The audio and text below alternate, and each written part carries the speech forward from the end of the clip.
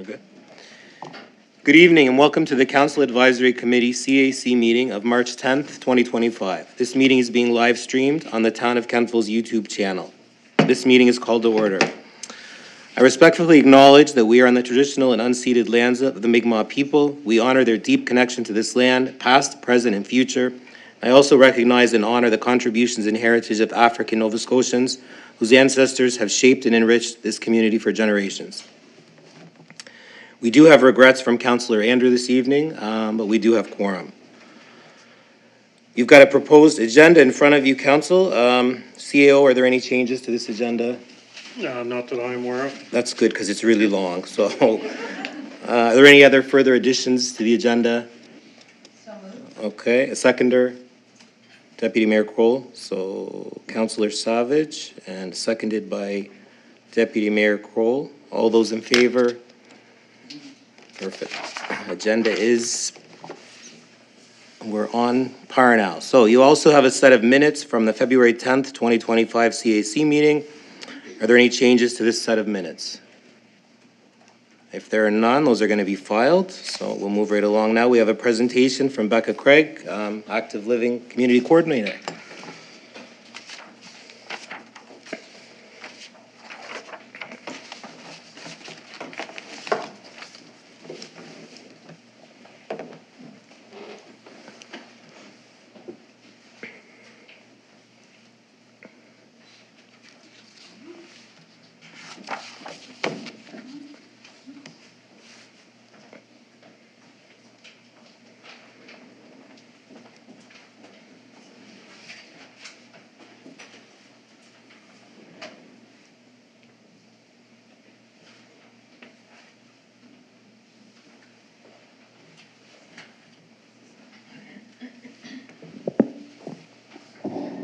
All right. Hello, everyone. Good evening, Mayor, CAO, Council, and our community members. Thank you for the opportunity to present the updated Kentville Inclusion and Accessibility Action Plan for 2025 to 2029. This plan builds on the progress that we've made since 2021 and lays out clear, actionable steps to ensure that Kentville is going to be a more accessible, welcoming, and inclusive community for all.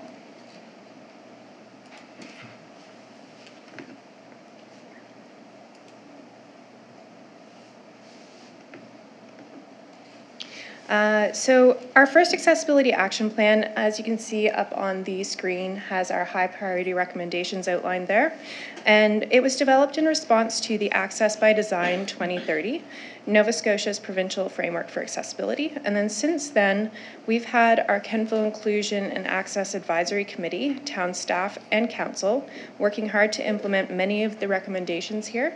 As you can see, a lot of them are in green, there's some in yellow, and about 15% haven't been started yet. And we've been working hard to achieve meaningful progress in enhancing accessibility in our community spaces, improving communication and awareness around accessibility, and identifying key areas for continued improvements.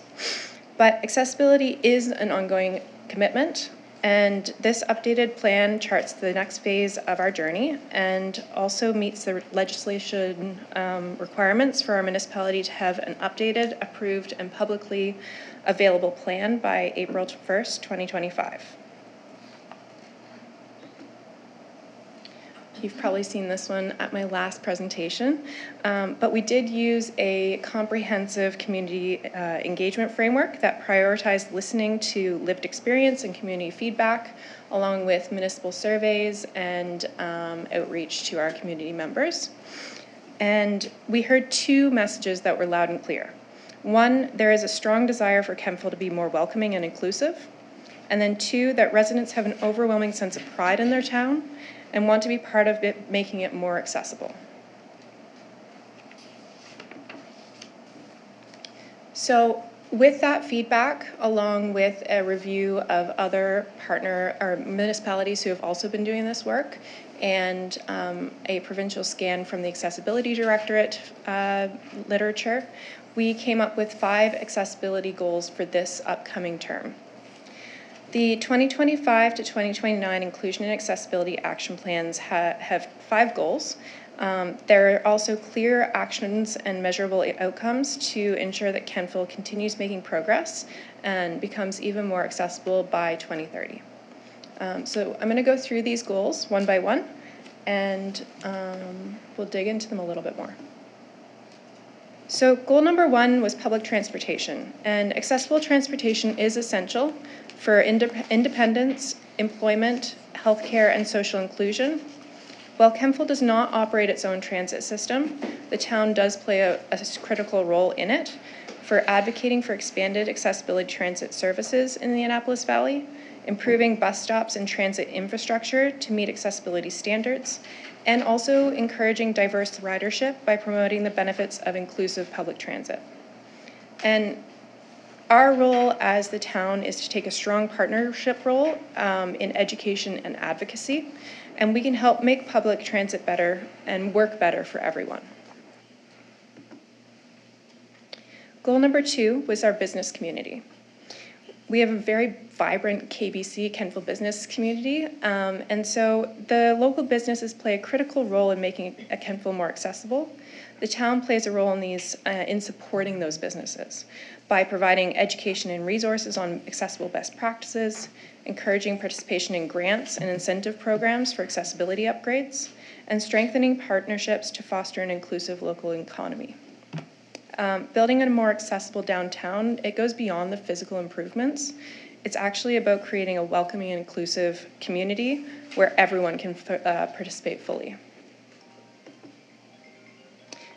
Goal number 3 is town hall culture. So true inclusion starts from within. And the town is working to embed accessibility in all municipal operations to ensure inclusion is at the core principle in policies, programs, and services.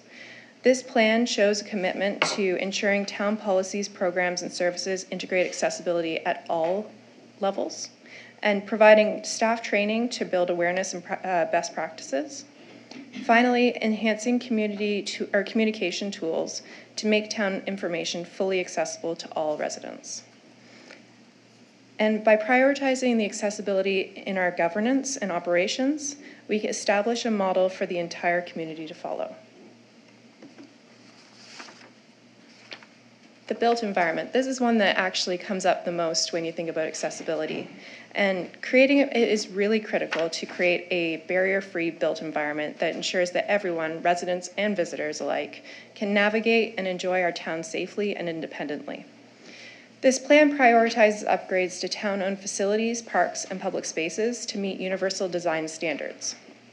Universal design is an approach that focuses on creating environments, products, and services that are usable by all people, regardless of their abilities or disabilities. By embracing universal design, we ensure that spaces are accessible, flexible, and intuitive for everyone, regardless of age or ability. This principle not only enhances accessibility, but also promotes a more inclusive and functional community for all. Additionally, we are strengthening accessibility requirements in future developments to ensure that every new project in Kentville considers the needs of our residents and visitors, fostering a truly inclusive community. So on that line of strengthening, this one's all about strengthening relationships with other organizations. So true accessibility is a shared responsibility, and strong partnerships will help us make lasting changes. The town has begun that work in building strong relationships with disability advocacy groups, service providers, and neighboring municipalities to share resources, exchange best practices, and ensure that lived experience shape our accessibility initiatives. Collaboration allows us to maximize our resources and drive real sustainable progress.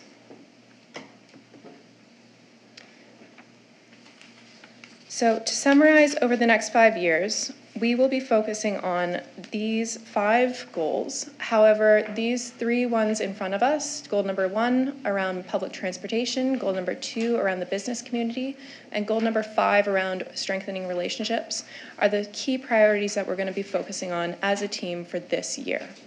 And so this is a roadmap for action, not just intention. And as our our organization and our advisory committee, we are ready to move that forward.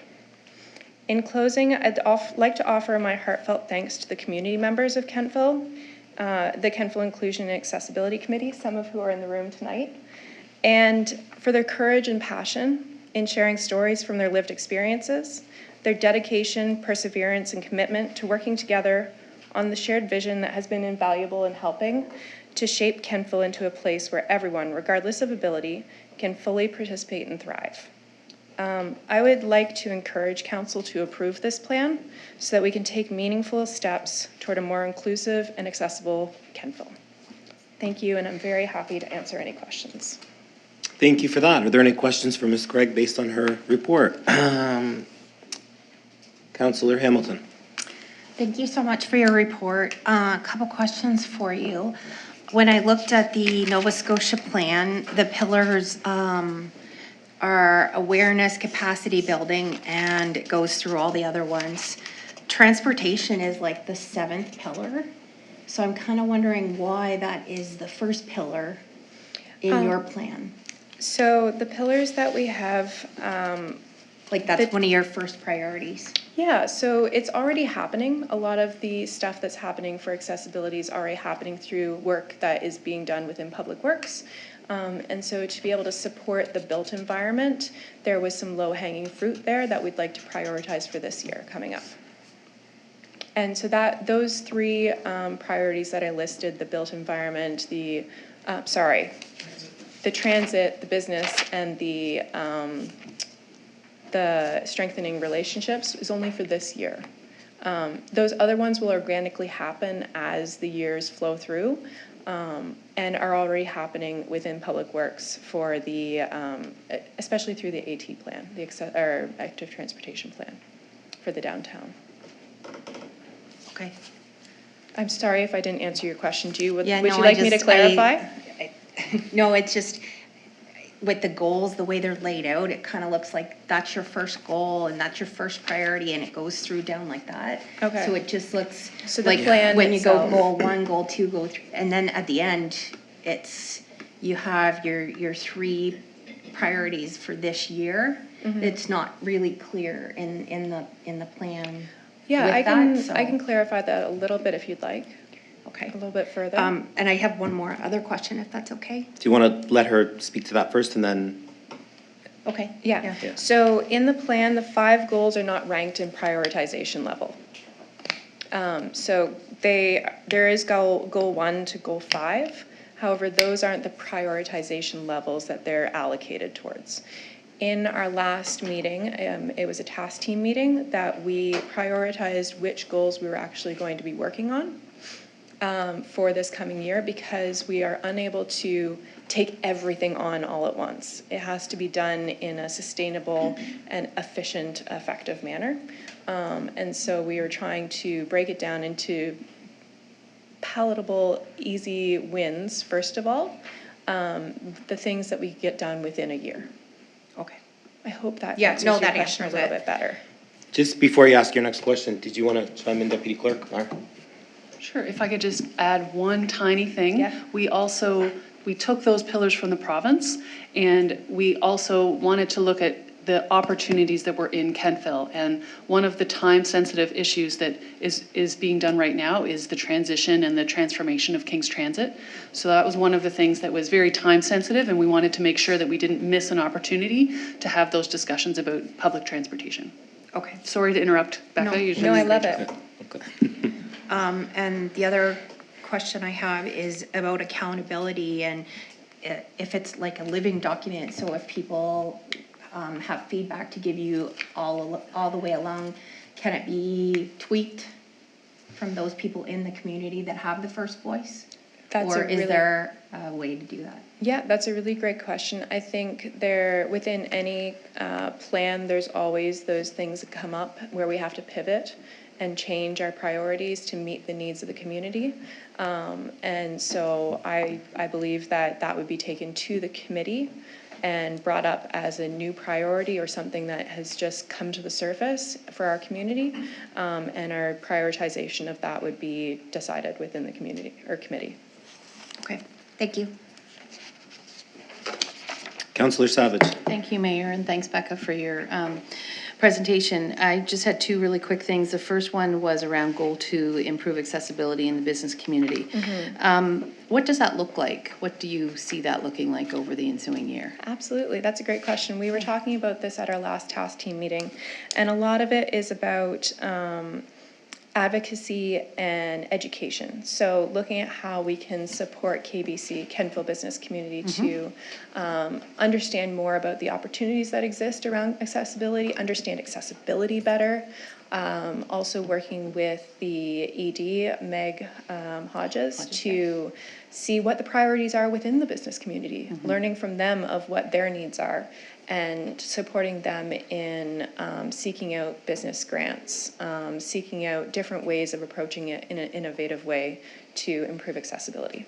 And that could align really well because they're just in the midst of doing Exactly. their strategic Yeah. plan. And you talked a little bit about grants, which is a great segue. And I see Kate here tonight, and I read her email before I came, and she talks about some of the Nova Scotia specific grants that could align really well. So hopefully there's that's some good something ones. that you'll take under consideration and hopefully apply for those as they come up. Yeah, so it would be the business applying for them, from what I understand. Okay, not actually the town. Yes. Okay, Yeah. gotcha. So we affect change in town-owned properties. Okay. And then we can advocate and educate around opportunities that are available for other sectors. Okay, great. Yeah. Wonderful. And nice to see some folks from the committee here tonight, so, and thank you. Thank you.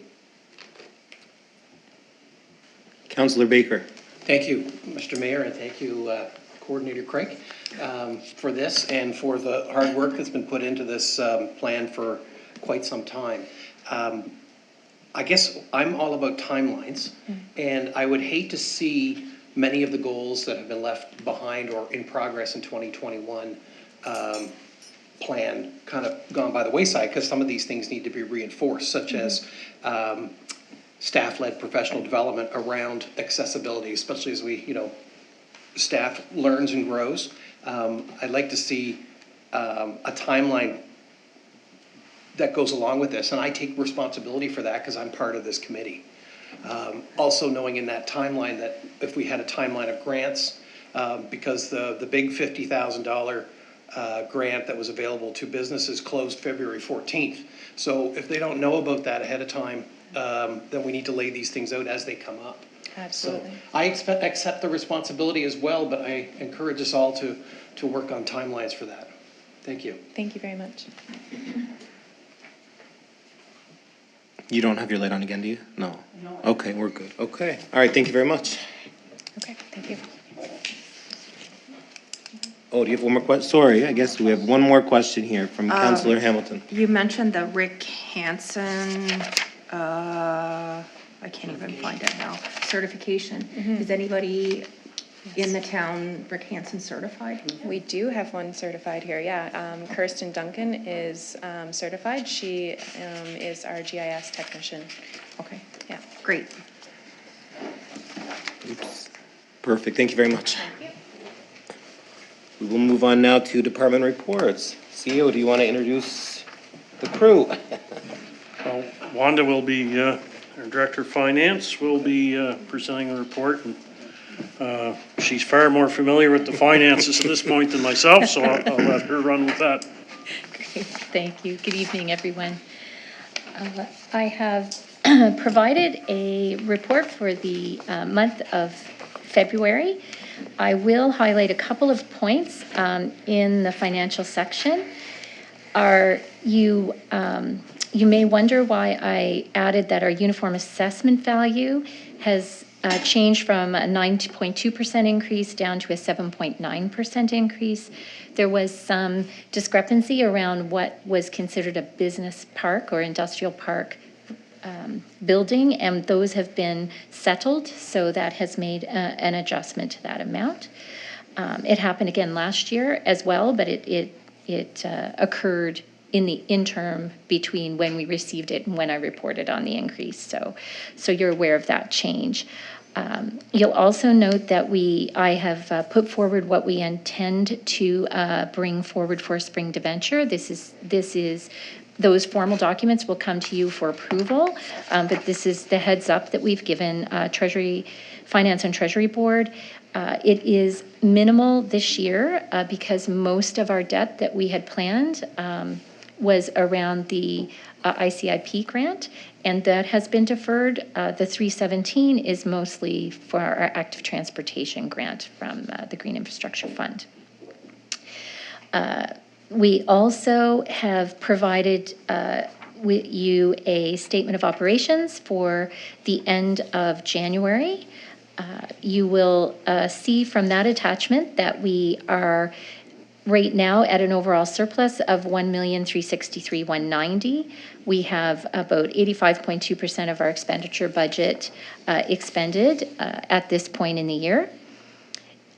The forecast has been embedded within that document, and you may have noted that our deficit, which was forecasted at 53,000 last month, has moved upwards to 194,000. In particular, we made some refinements in some of our program areas that were minor, but the major adjustments that we made were staffing related, firstly being the staffing changes in the CAO office, and second would be within our public works structure, there was the delay of the change in the manager, team lead, operator.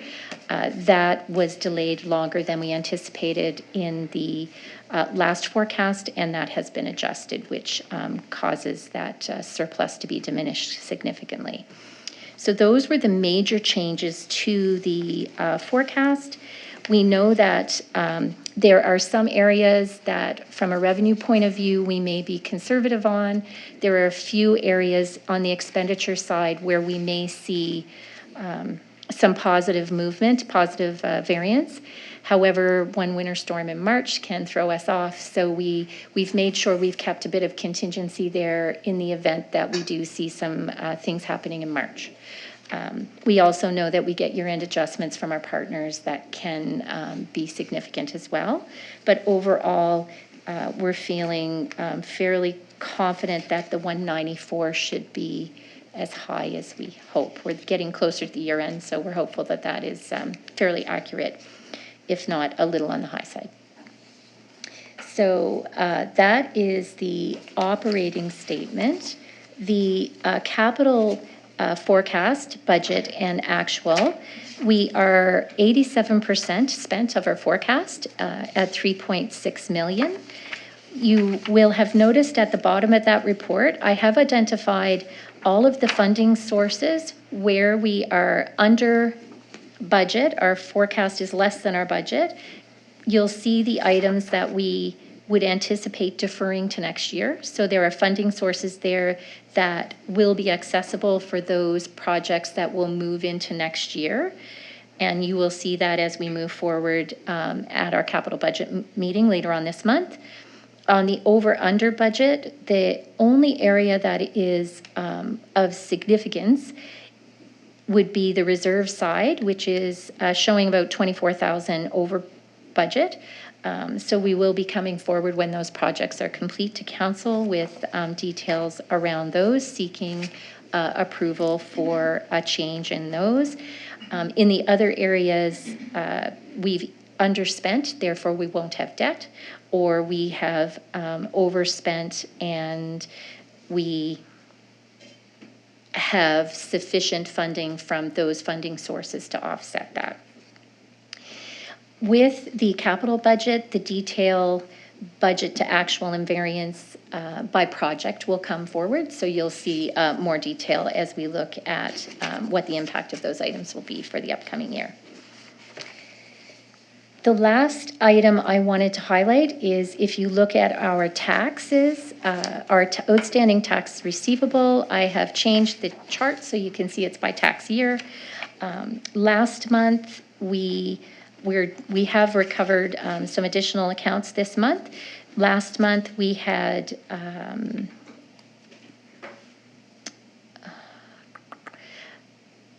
prior year, sorry.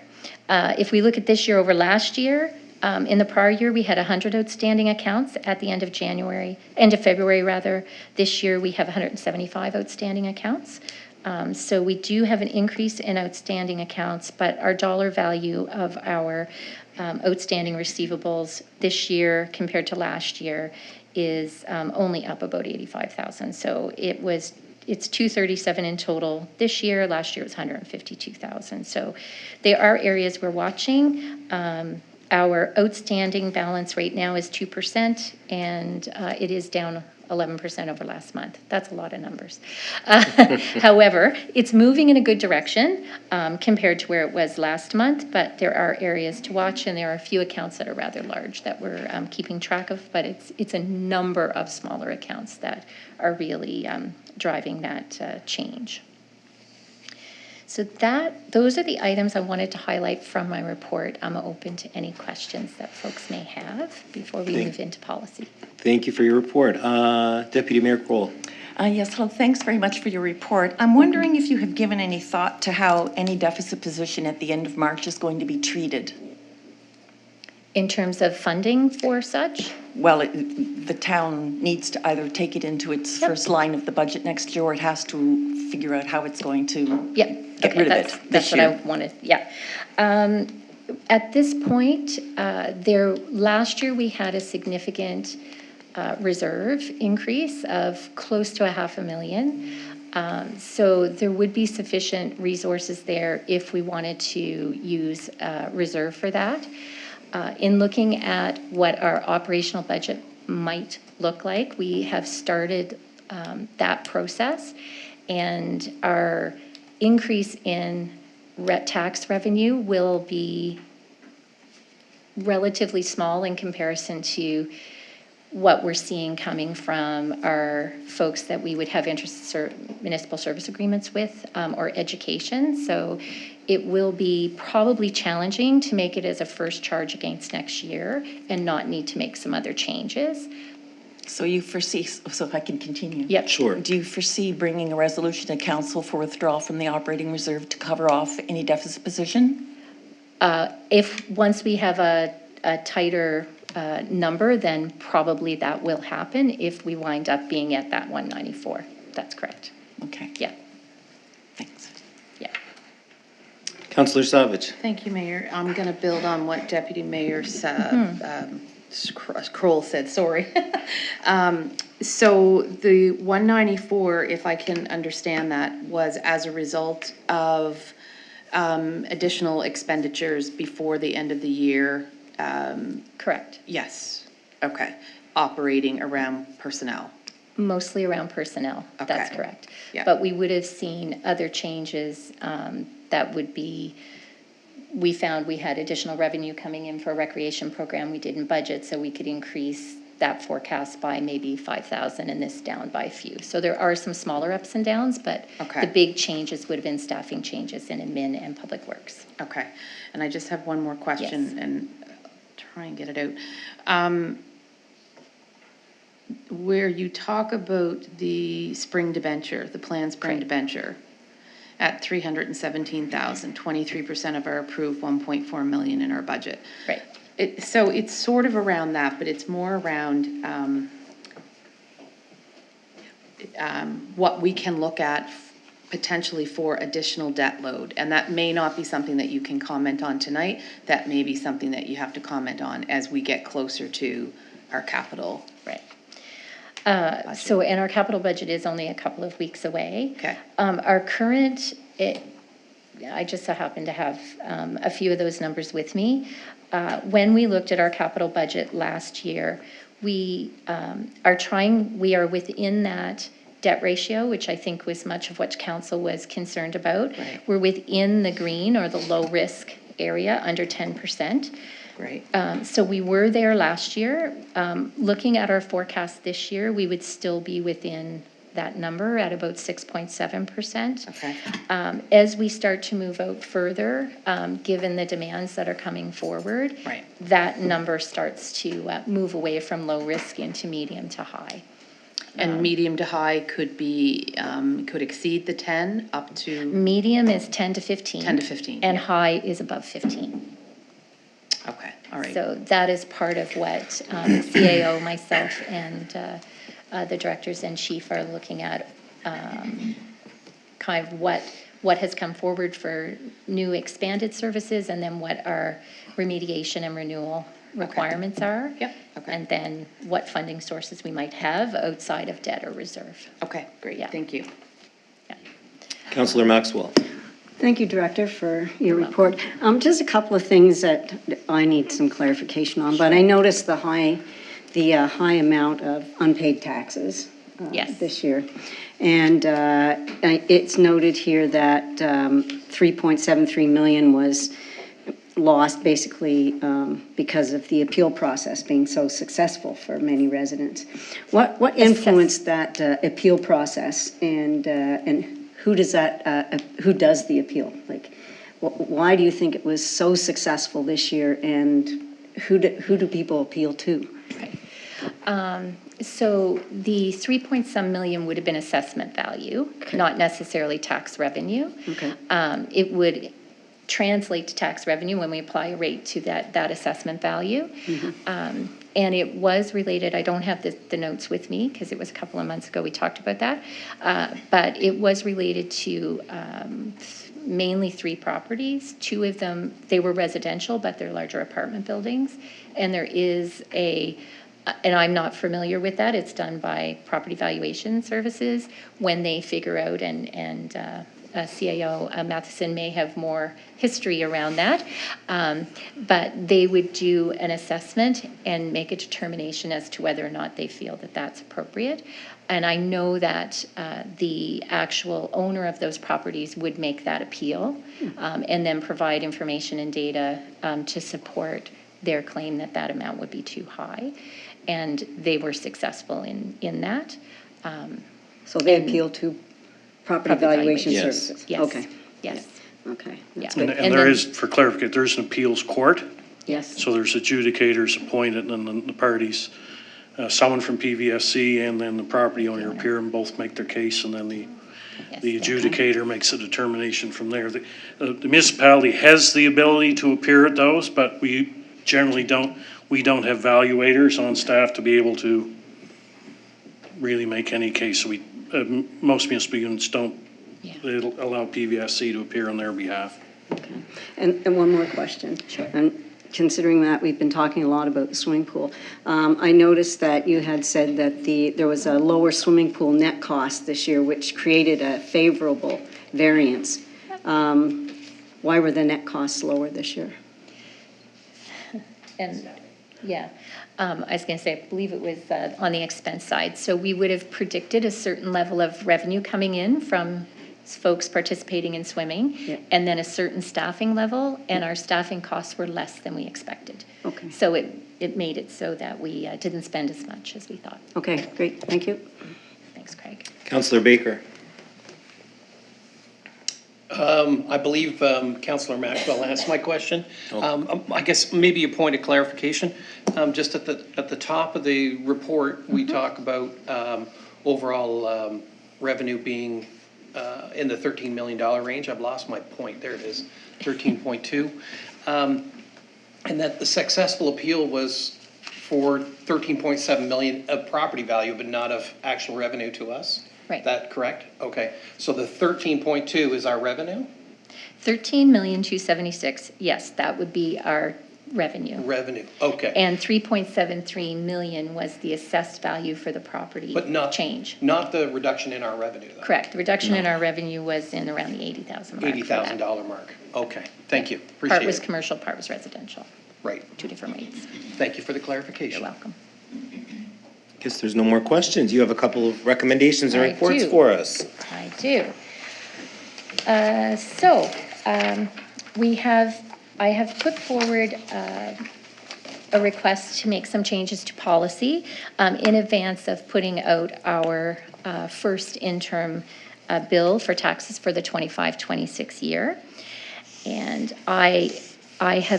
we have reviewed multiple policies that I've highlighted here, one being G12, which is a policy on tax collection that had been pre-circulated. We also have policy G47F, F, which is interest charges on our outstanding accounts. Within policy G12, there is a Schedule A, which is a resolution regarding tax procedures and interest charges.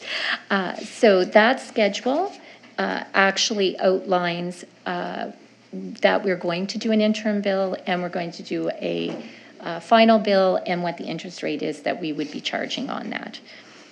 So what we have put forward as a suggestion and a recommendation to council is that we repeal policy statement G12, tax collection, including the resolution that is attached. G12 is in part a more of a standard operating procedure that the town staff would utilize as we bill and collect for taxes.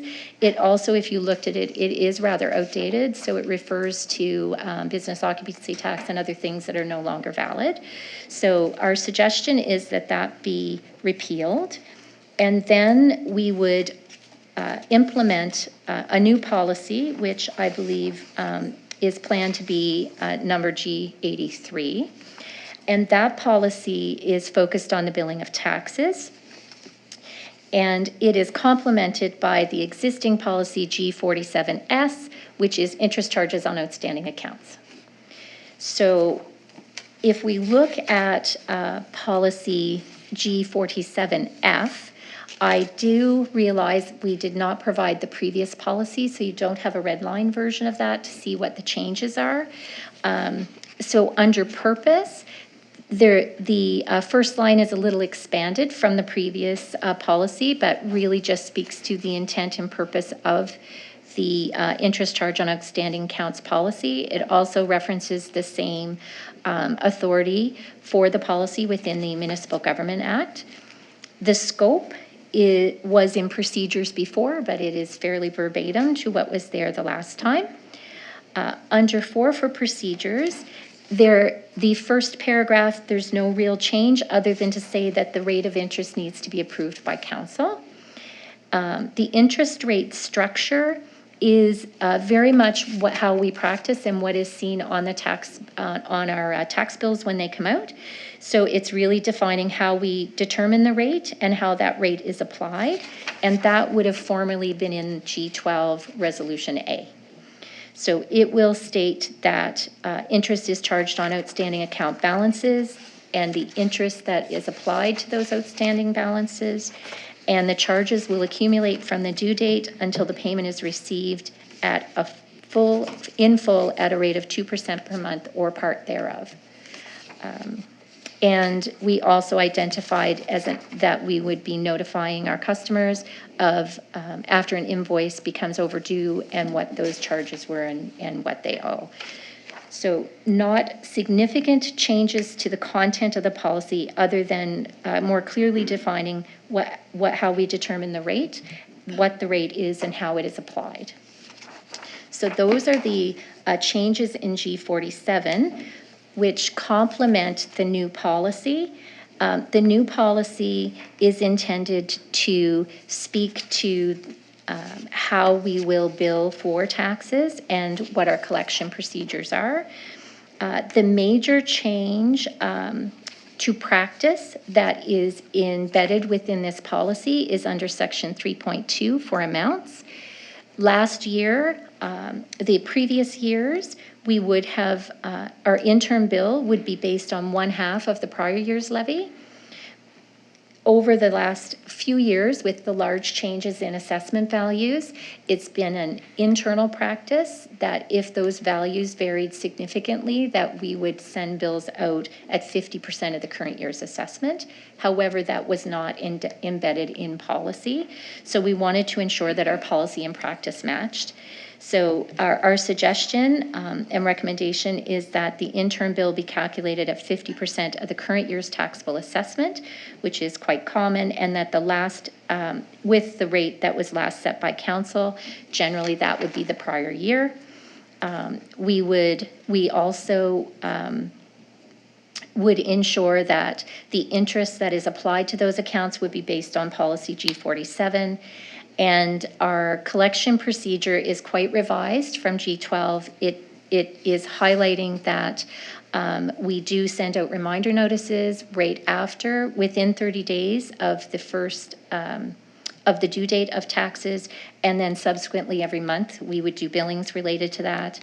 And then it outlines under the MGA when we can move into tax sale. And it's important to note in the policy from our perspective that the town does initiate tax sale arrangements at the earliest point, and generally that causes people to make payment. Where it doesn't, then we would move forward generally to the tax sale at the 3-year, the longer period. But we do initiate the process in the hopes that that will allow people to make payment. So those were the highlights for those policy changes. If any questions on that or any additional information you would like to share, CAO? Any questions, Down there. anything you want to share? Anything to share? No, these Okay. are generally of a housekeeping Yes. nature, try to get our policy in line with best practices. And get some information within our policy, so when the public looks up our policies, they are seeing some additional information about what is in the act. Yes, the act takes precedence, but we don't want the public to have to go to 2 places to find all the information. If they can find a little more concisely within our policy, it's preferable. Yeah. Deputy Mayor Kroll. Yes, hello. Thank you very much for these changes. I'm just wondering that if the internal collections fail with the staff in the finance department, do we still send the amounts to an external collection agency? We do have a collection agency, yes. We still do. Okay. Any other questions? Okay, so we've got a couple recommendations here. So if we turn the first one into a motion, it would be the Council Advisory Committee recommend to the March 31st, 2025 meeting of council that council approve the new policy statement G83, billing of taxes, as in the attached report. Someone could move that. Councillor Savage, and a seconder, Councillor Hamilton. Is there any discussion on that? Ready for the question. The Council Advisory Committee recommend to the March 31st, 2025 meeting of council that council approve the new policy statement G83, billing of taxes, as in the attached report. Voting is now open.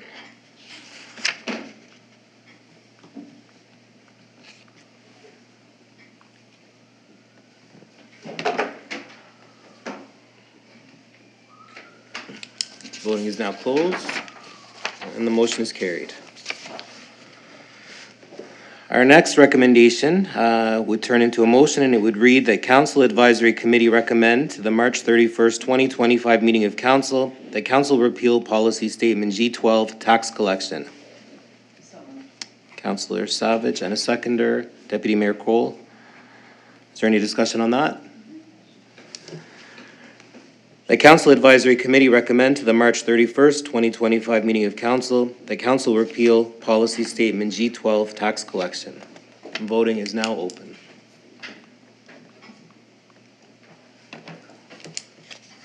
Voting is now closed, and the motion is carried. And the last one is a recommendation that Council Advisory Committee recommend to the March 31st, 2025 meeting of council that council approve the amendments to policy statement G47F, interest charges on outstanding accounts, as in the attached report. Someone could move that. Councillor Savage, and a seconder. Councillor Maxwell. Is there any discussion on that?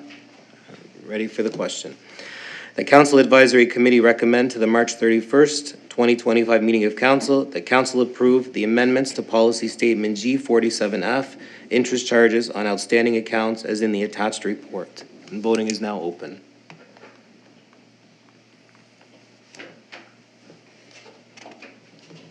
And voting is now closed, and the motion is carried. Thank you very much. Do we need a motion on the new policy for billing of taxes? Wasn't that the first one you did? It was the first one, wasn't it? Oh, okay, yeah, it's just the way it's worded. Yeah. I think, Okay, so it was done in the opposite it's in order. there duplicate on the agenda form. Okay, yeah. I'm tired, so I did it backwards. That's okay, yeah. Yeah. It's all done. Good. Okay. Director Shoup, the floor is yours.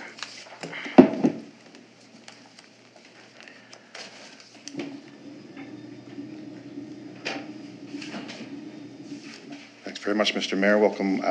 Good evening to council, the mayor, and members of the public as well this evening. Going to give our February wrap-up report. We wanted to welcome back Kirsten Dunstan into her office in her role.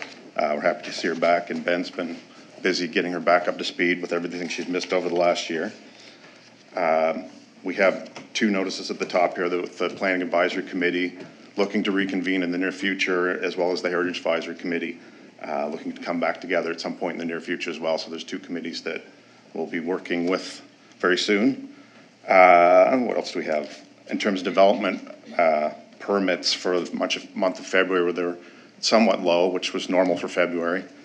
For the month of March, they've already tripled in numbers, so we're starting to see the development season come up to speed. There are no subdivision applications in Feb, but there was 1 site plan approval for phase 3 of Hebrew Court that staff are currently working through the plans for that. So that's a 48 unit in total. 6 8-unit apartment buildings is what they're looking to construct there. We're working to make sure it all works from our policies point of view and regulations. I'll be up here 4 times tonight, so there'll be lots of opportunities to ask questions, but one of the things I'll be up about later is a new planning application for a land use bylaw amendment regarding the limited commercial C3 zone that was received in February as an application. Ongoing applications, the Vita Living development agreement, we're still working through some of their documents. They're updating some of the plans. And once staff has had a chance to review and circulate within, we'll be bringing that back to council. Make sure I'm not missing anything here. From our Community and Economic Development Coordinator, final grant reports for 2024 are being summarized, and looking ahead to 2025 in terms of grant funding available for the programs that Lindsay runs or helps to support.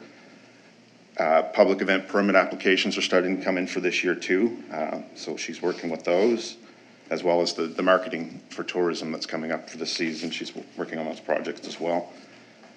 She lists parking signage for downtown. There's some effort being put into that to pull together some sort of a strategy for this upcoming year. And also KBC is updating their strategic plan, and Lindsay's been working with them as well. So those are some of the highlights for the month. We have the stats on the back page of the report. And the amount, I'll just list the amount really quickly. That was it was 46,000 in terms of development permits for those 3 development permits that were received. So I'm happy to answer any questions that council might have at this point. Councillor Maxwell. Thank you, Director, for your report. Just wondering, with the Hebrew Court Phase 3 plan, where are those 48 units going? Like, what PIDs do they, like, where are they going to be building them? Is it across from the ones that are already there, or is it behind, or? Yeah, I don't have the map with me tonight or the plan showing it, but I know you, Councillor, are very familiar with the properties, but they're on the southern extent. If Council remembers from last year, they had a rezoning application in where they're looking to rezone to R4. So it's on the southern extent of the southernmost PID within the overall development. So behind the homes that are along Mountain View? That's correct. And we'll make sure that there's a good buffer there? The buffering is part of the review process, so. Yes. Okay, thank you. Councillor Savage. Thank you, Mayor. And just to build on what Councillor Maxwell said, my question was similar, but so the 48 units that are going on, I'll call it that swath of land, that's the most units that they can put on that piece, right? In terms of density? Yes. Right? You know what I'm saying. They're the same units that they're already building, is that correct? It's a modified 8-unit structure that they're putting. They're not exactly the same. There's a different unit configuration within the buildings, but they're similar. Okay. In terms of overall density, I'd have to check that number, but we can look into that and certainly get back to council. I feel like that was the number, but I could be wrong, so that I'm looking to you for that. Right. We can follow up with that. Okay, thank you. Yeah, that's all I had. Any other questions for Director Shoup on this report? Okay, I guess you can take a breather. We'll now welcome up Director Lanzo with Parks and Recreation.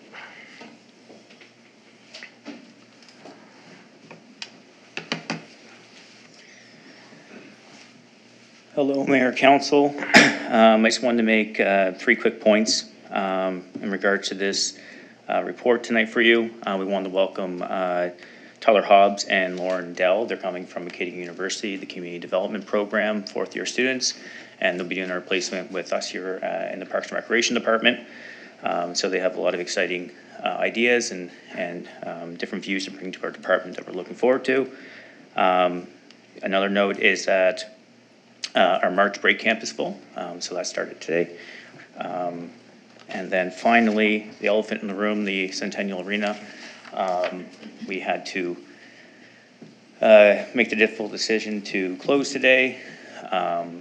We had a new condenser that we've had for 2 years. Has a minimum service life of 10 to 15. It unfortunately failed us 2 weeks ago. Corrosion began and ammonia leaked, and we had to shut the facility down. We were able to get a qualified welder to come in and patch it in the short term to be able to get it up and operational. There was 4 leaks found within that with that condenser in under 2 years, which is very concerning. And then once they patched it, obviously on Thursday, we had another leak. So there's obviously something going on within the unit that we're unsure of right now, and it needs further investigations. The product is the exact same product that we had in that facility for the previous 10 years before it was put in. So we'll be working with our supplier to figure out the issues, if there's warranty, those type of situations. Apologize to all of our users that won't be having the last three weeks of their season. It's a very unfortunate and not the message I would like to be giving here to the community, but it is unfortunate. And that's my piece. Any questions? What's just a quick question? What's the cost of those units? Do you know typically? Yeah. So we reached out to Digby because Digby just closed their facility for the same issue. It's around $200,000 prior to tariffs, if there are tariffs. We had just purchased one. It was $125 2 years ago, and then the previous record from that was 2013 for $52,000. Wow. Okay. Thank you, Councillor Maxwell. Thank you. So you're not sure whether we have a warranty on that piece of equipment or not? Do they give warranties or? Yeah, we'll have to figure out what the actual issue is within the unit prior to figuring out if it needs to be a full replacement or a replacement of certain parts within it. Yeah. Okay, so only part of it would be warranted then? Certain parts wouldn't be warranted? Well, if they're looking to replace a certain component within the condenser, I'm sure that would be warranted. But if we're looking at replacing the entire unit, we'd be going after a different type of warranty within that agreement. Okay.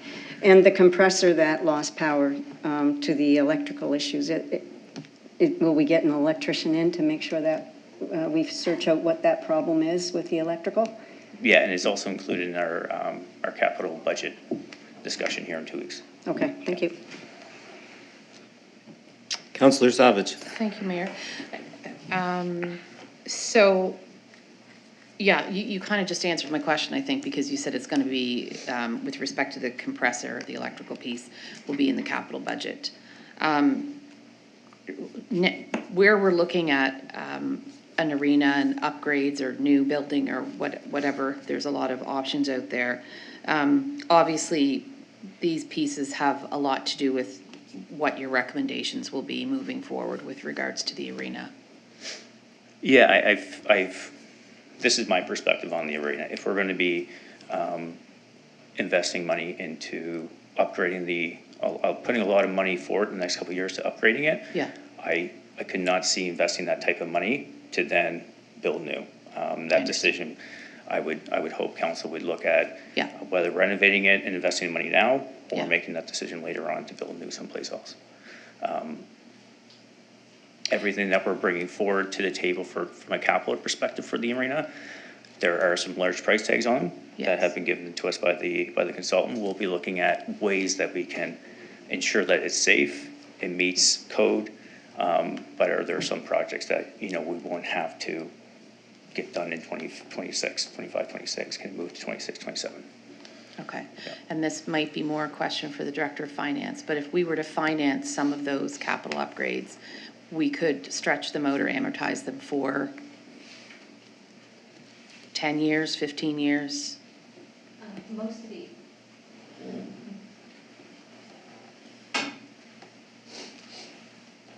We generally would try to ensure that if we're going to get debt for an item, that that the useful life of the item is less.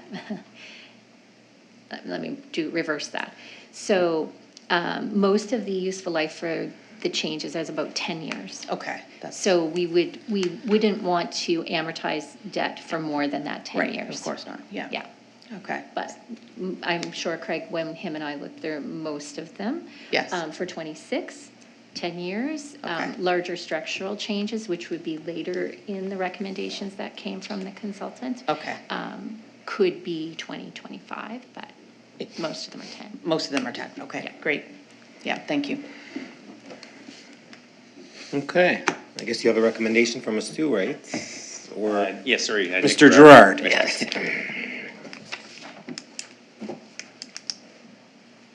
Thank you, Director Langell. Good evening, Mayor and Council. So following last month's Council Advisory Committee meeting, I've been corresponding with Ground Force Property Services, the firm that was recommended by Aquatic Design and Engineering. All relevant information was shared. They were caught up to speed on background, work history that we're aware of, et cetera. There was a site visit with their estimation team, and we went over, they physically looked at the components that we're looking at having replaced. And they provided a quote last week for replacement of the pool deck, the concrete pool tank, and the skimmer and jet plumbing around the perimeter of the pool.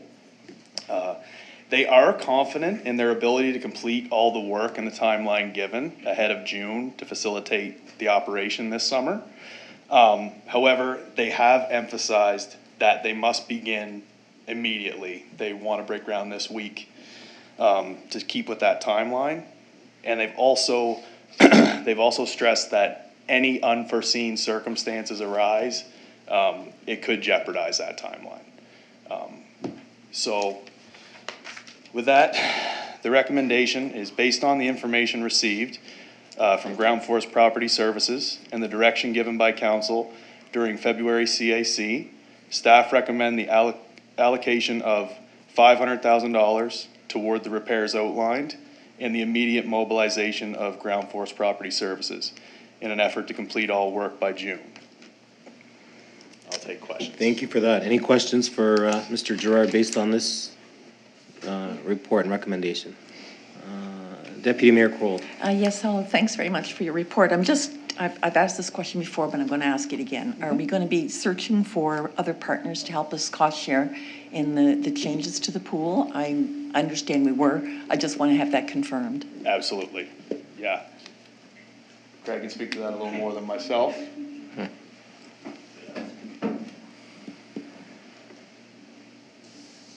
Yes.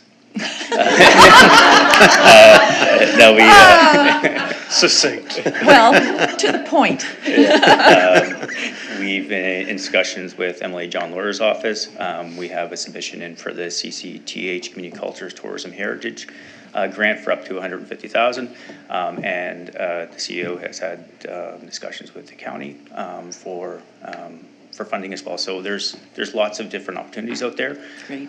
They try to limit the impact on the town. Okay, that's great. Yeah. Thanks. Councillor Maxwell. Thank you for that. I'm just wondering, like I see two figures on here, 400 and something, 460,000, and then another one for the quote is 378,000, you know. I'm just wondering which one we're using. So what occurred there, that's a good question. What occurred there is I received the quote and the 300-some thousand on the quote was what was received. But during follow-up, had several phone calls with the engineer last week, and he advised that we increase certain elements of it due to tariffs, due to incoming pending tariffs. And that was the difference there. I believe I have noted, so the waterproofing and painting was initially quoted at 90,000. They recommended we increase that by 25%, and that gives us the 112.5 within that breakdown. So this could come in at a lower cost It if could, these tariffs don't get applied right away. that is correct, yeah. Okay, and are we replacing the entire deck or just the parts that are heaving? Dave, I took them through that on site. I showed them the photographs. They said with a pour like this, it's most efficient just to replace the entire thing. And they've also included, I know this wasn't recommended, but they've also included the plumbing for the skimmers and the piping and that nature. That would also be done most efficiently by doing it all at once. And do they do like winterproofing of those pipes and so on? So to make sure that they're, you know, they're down far enough and they're, you know, they're not gonna freeze in the winter and things like that? Absolutely. They deal with pools. They know what they're doing with respect to that. Okay. The actual winterization process, that's always taken place with, between us and Public Works. They bring their compressor over, we go through that process. But yeah, they know what they're doing. Everything will be to code. We'll have an agreement before we go ahead and Okay. everything of that nature. So I think this is the most major renovation that we've done at the pool. I think in probably the pool's history, it's probably the biggest amount of money in 70 years that's been put into that facility. I'm wondering, if we do this, then what's the plan for, you know, the lifespan, and what's the plan for replacement? You know, do we have a plan for that? I don't like the idea of just patching and fixing until we have a crash. I like to know, like, how long should this last? Now we've got, okay, 10 years, so within 10 years, we should be ready to build something new before we shut down. Do you understand what I'm saying? Precisely, that's Yeah. correct. Okay. And I spoke with the engineer, one of the phone calls was regarding that question. I said, what kind of life expectancy does this give us? And he said, based on the manufacturer that they source product from, they say this renovation would get 5-10 years at the most to go through with this exact work. Okay, so then within 5 years, we should be presented with a plan to upgrade the major things that need to be upgraded to keep the pool going, or either we'll be breaking ground sometime soon after that for a new one. Yes, exactly. Yeah. And I had other phone calls. Dan Thompson with Merthyr Pools out of Toronto. He actually had some really interesting techniques that I wasn't privy to for fixing these pools. It's more extensive. They kind of come in and put walls up. They have a few different techniques. There's a PowerPoint that he sent me. But he couldn't help us within the timeline that we have. No. And he mentioned that even with the quote that was given by Aquatic Design and Engineering, he said that would be low for their techniques. Yeah, they can do above ground builds and tear downs and things like that. Yeah. So it's amazing. They were the ones that built the pool for the last Summer Olympics in Paris, and Yes. they built it down by the Arc, I think it was, and yeah, that was an above ground Merthyr Pool. So Their yeah. website's incredible. Yeah, it is. Okay, thank you. Councillor Savage. Thank you, Mayor, and thank you, Nick, and thanks, Craig. So I'm and Councillor Maxwell's questions and the Deputy Mayor's help as well, but I am struggling with this, and it's a lot of money. You said about the unforeseen circumstances could jeopardize the timeline, but could potentially this number be higher? And I know that we are, the CCGH is 150,000 and County of Kings might be X.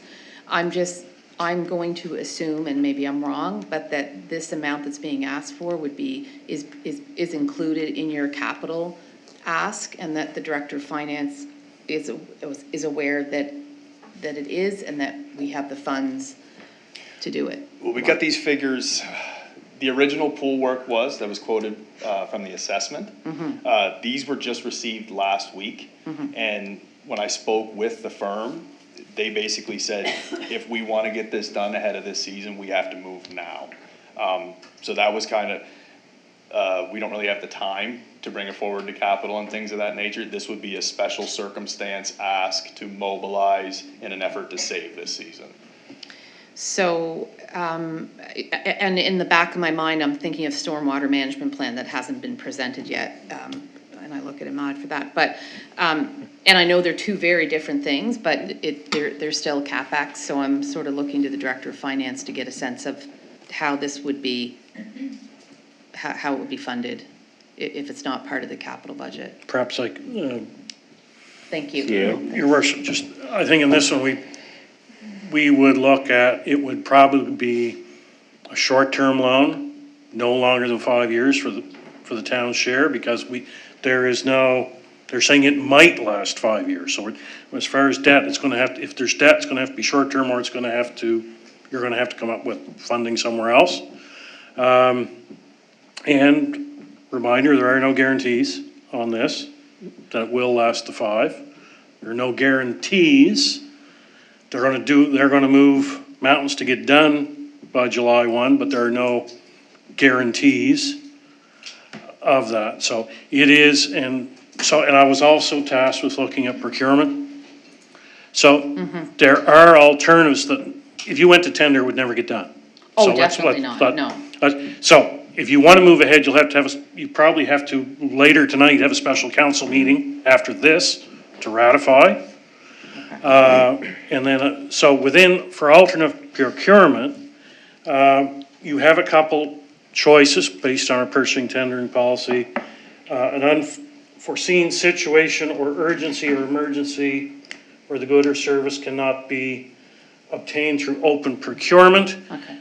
You could obtain it through open procurement, but it would delay. So then is the urgency or emergency in the nature of being able to provide the service, period, for a year.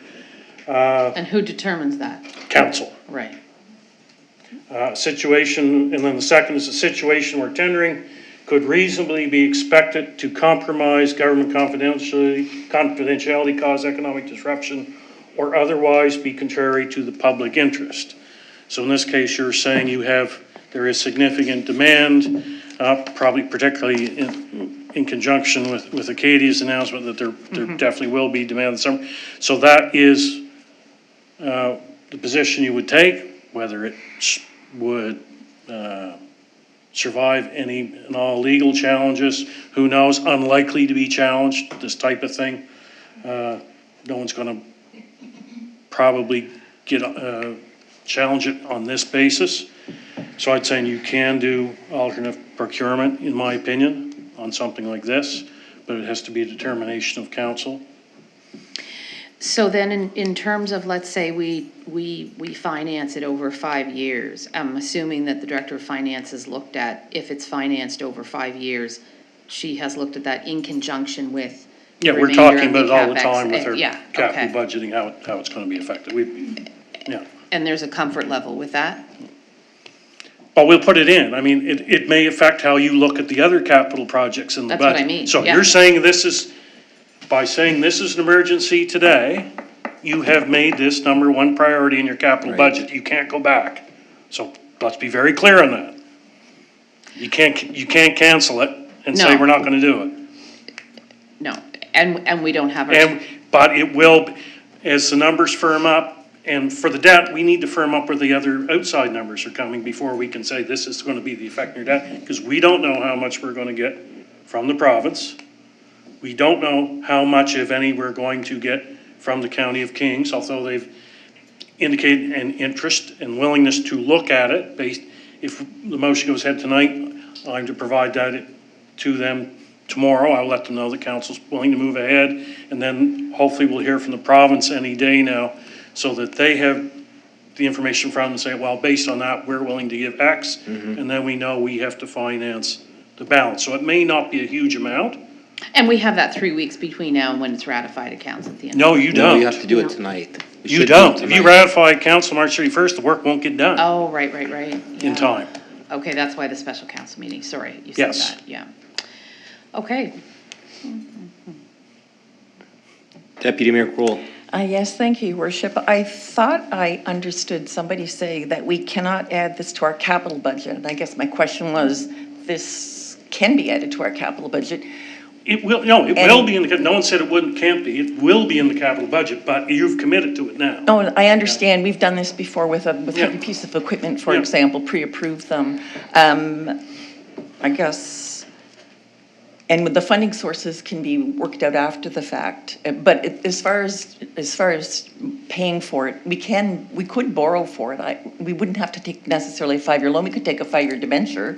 Well, when same I thing. say alone, I'm Oh, talking okay. financing of some sort, Okay, where you're gonna pay interest. I on it. gotcha. Yes, yeah. okay. Whether it's a short-term loan through MFC, which they sometimes offer in addition to, as opposed to debentures. Sometimes you can get a better term that way, but. Yeah. Councillor Hamilton. So I'm really struggling with the 500,000 for 5 years. If we were to build a pool, brand new, how much would that cost? The recommendation that I brought forth at last meeting The- was for $3,100,000, I believe, for a full rebuild of basically what we have, all new So components. it's 3 million. 3 million, yeah, and we would certainly lose a season, Yeah. to complete that work. Okay. Okay, any other questions?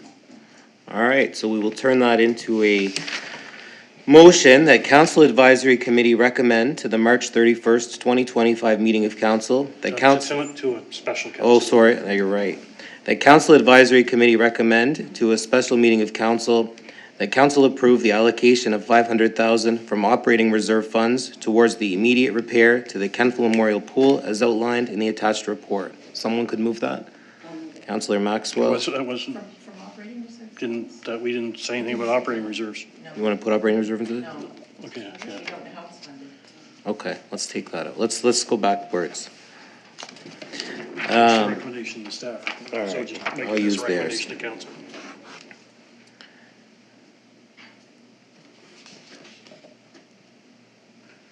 Okay, I'm gonna use this one. The Council Advisory Committee recommend to the special meeting of council that council approve the allocation of $500,000 towards the immediate repair to the Kentville Memorial Pool as outlined in the attached report. We're good? Councillor Maxwell, you okay, still okay with that? And a seconder, Deputy Mayor Kroll? Any discussion on that? Councillor Savage. thank you, Mayor, and this directed to you.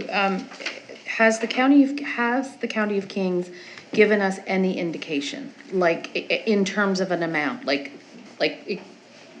No, there's been no amount. I did reach out to them since Mayor Corcoran was here last month, and I know that they did speak to former CEO, and I think they've spoken to you as well, correct? So it has been at a staff level only at this point. They are waiting to see if we're proceeding and what the other funds are, and they will take it to their council.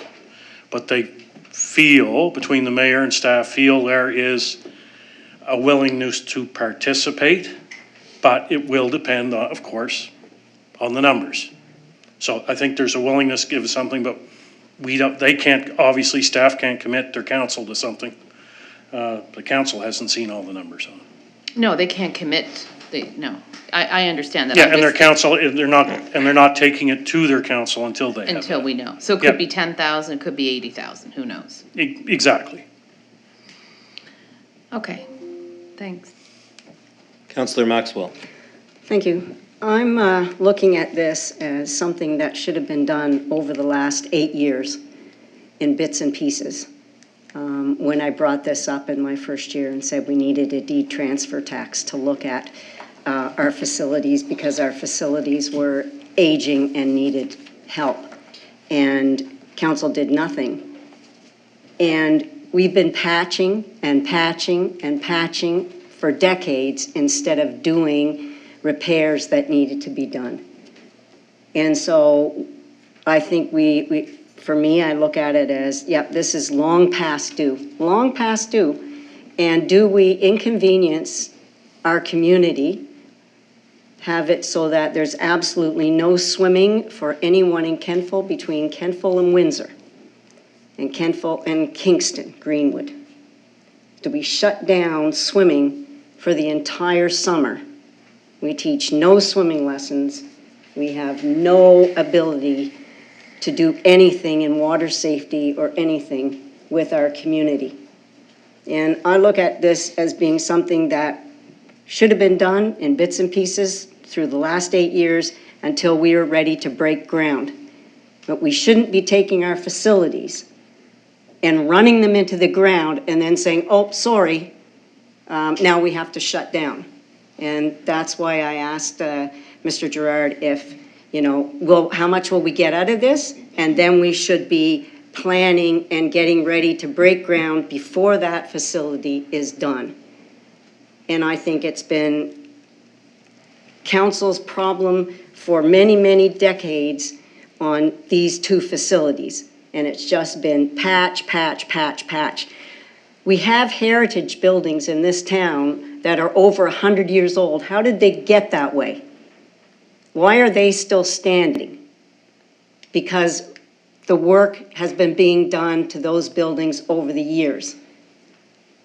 And we've got 2 aging facilities in this town because they've been neglected by councils through the years. And I think we're doing a disservice to our community when we just shut the doors and say, that's it. And so for me, I look at this amount and I say, yep, this is way past due. And we need to get our pool open, and then we need to plan, what are we gonna do? How are we going to provide this service in 5, 6, 7 years' time down the road? This money should have been spent years ago.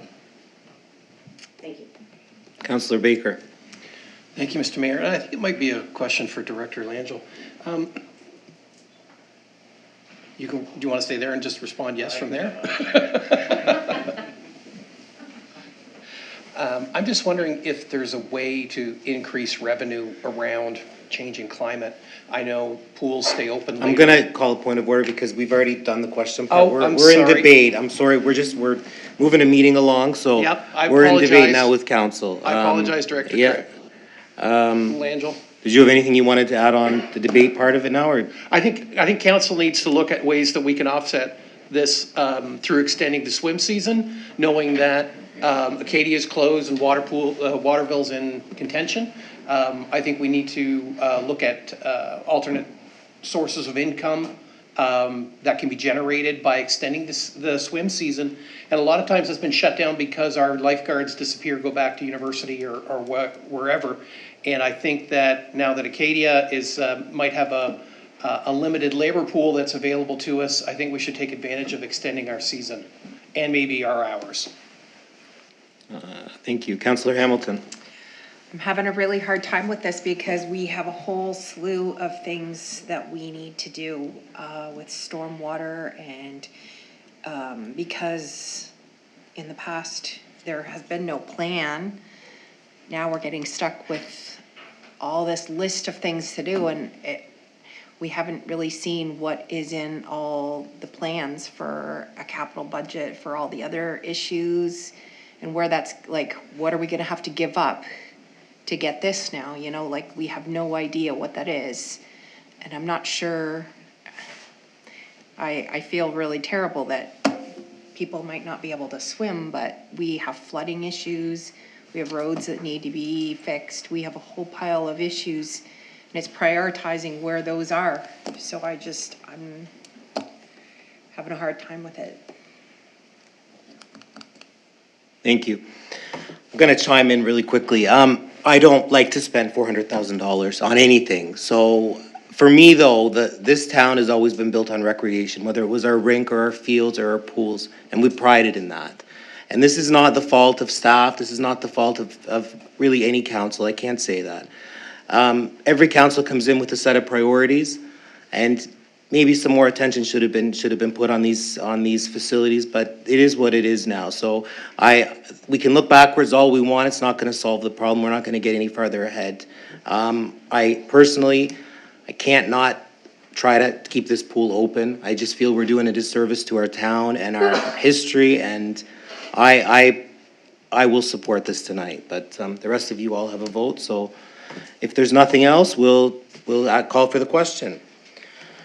The Council Advisory Committee recommend to the special meeting of council that council approve the allocation of $500,000 towards the immediate repair to the Kentville Memorial Pool as outlined in the attached report.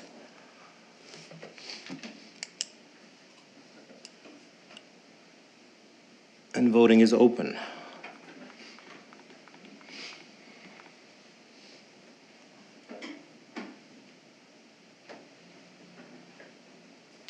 Voting is now closed, and the motion is carried.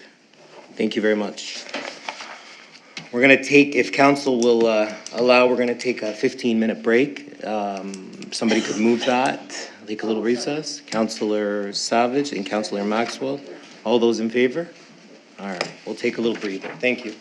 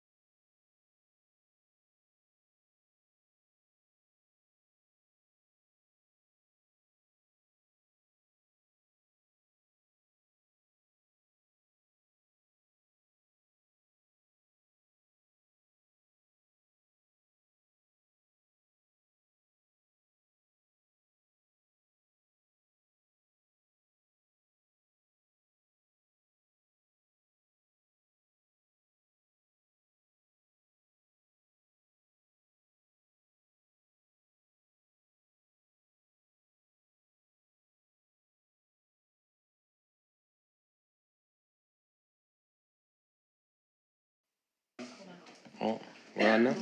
Okay. We're back. We're now going to invite up Deputy Chief Reed to give the report from the Kentville Police Department.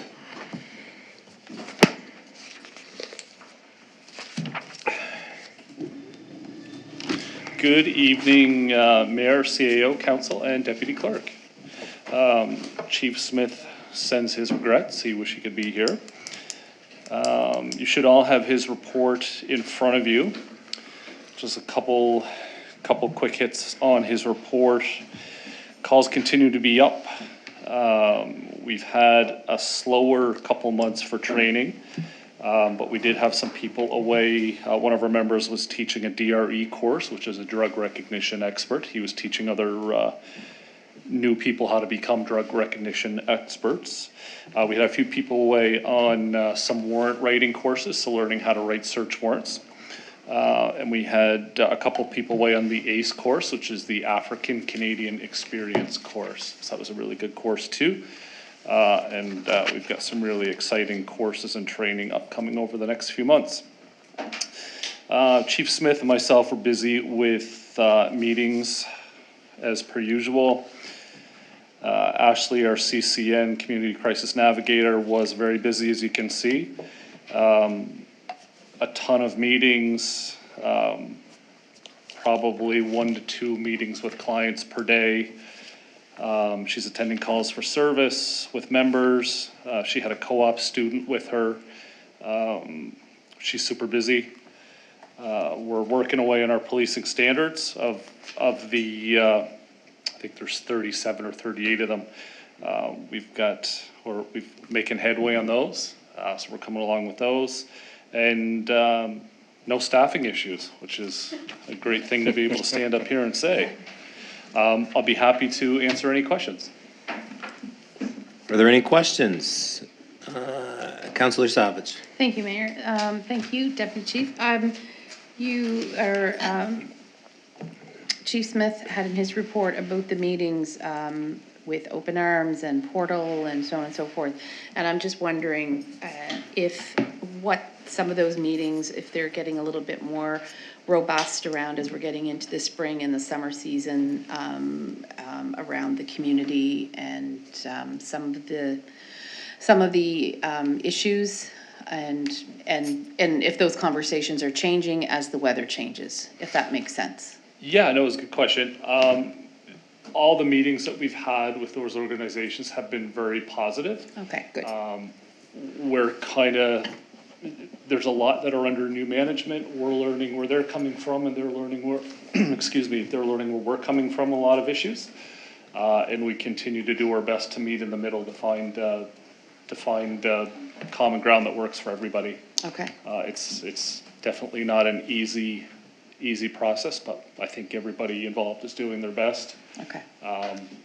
And we have seen it getting a little bit better, and we hope that trend continues. Wonderful. Thank you. Councillor Maxwell. Thank you for your report, Deputy Chief. I'm wondering about the bylaw officer, how things are going with parking in town and things like that. Harlan is, he's always busy. His numbers will likely be down for the next meeting coming. His numbers will be down. He's away. He'll be on vacation. He's been on vacation for the last couple of weeks. Okay. He's a great help with a lot of the issues that we have around town as far as freeing up police resources to handle things that he can handle on his own. He's always volunteering when he hears calls for service come in that he can handle, which then frees us up to focus on other things as well. Wonderful. Great. Thank you very much. Thank you. I guess there's no more questions. Thanks for your report. Thank you, everybody. Have a good night. All right. Thank you. Now move on to Engineering and Public Works, and we'll invite up Mr. Kadri.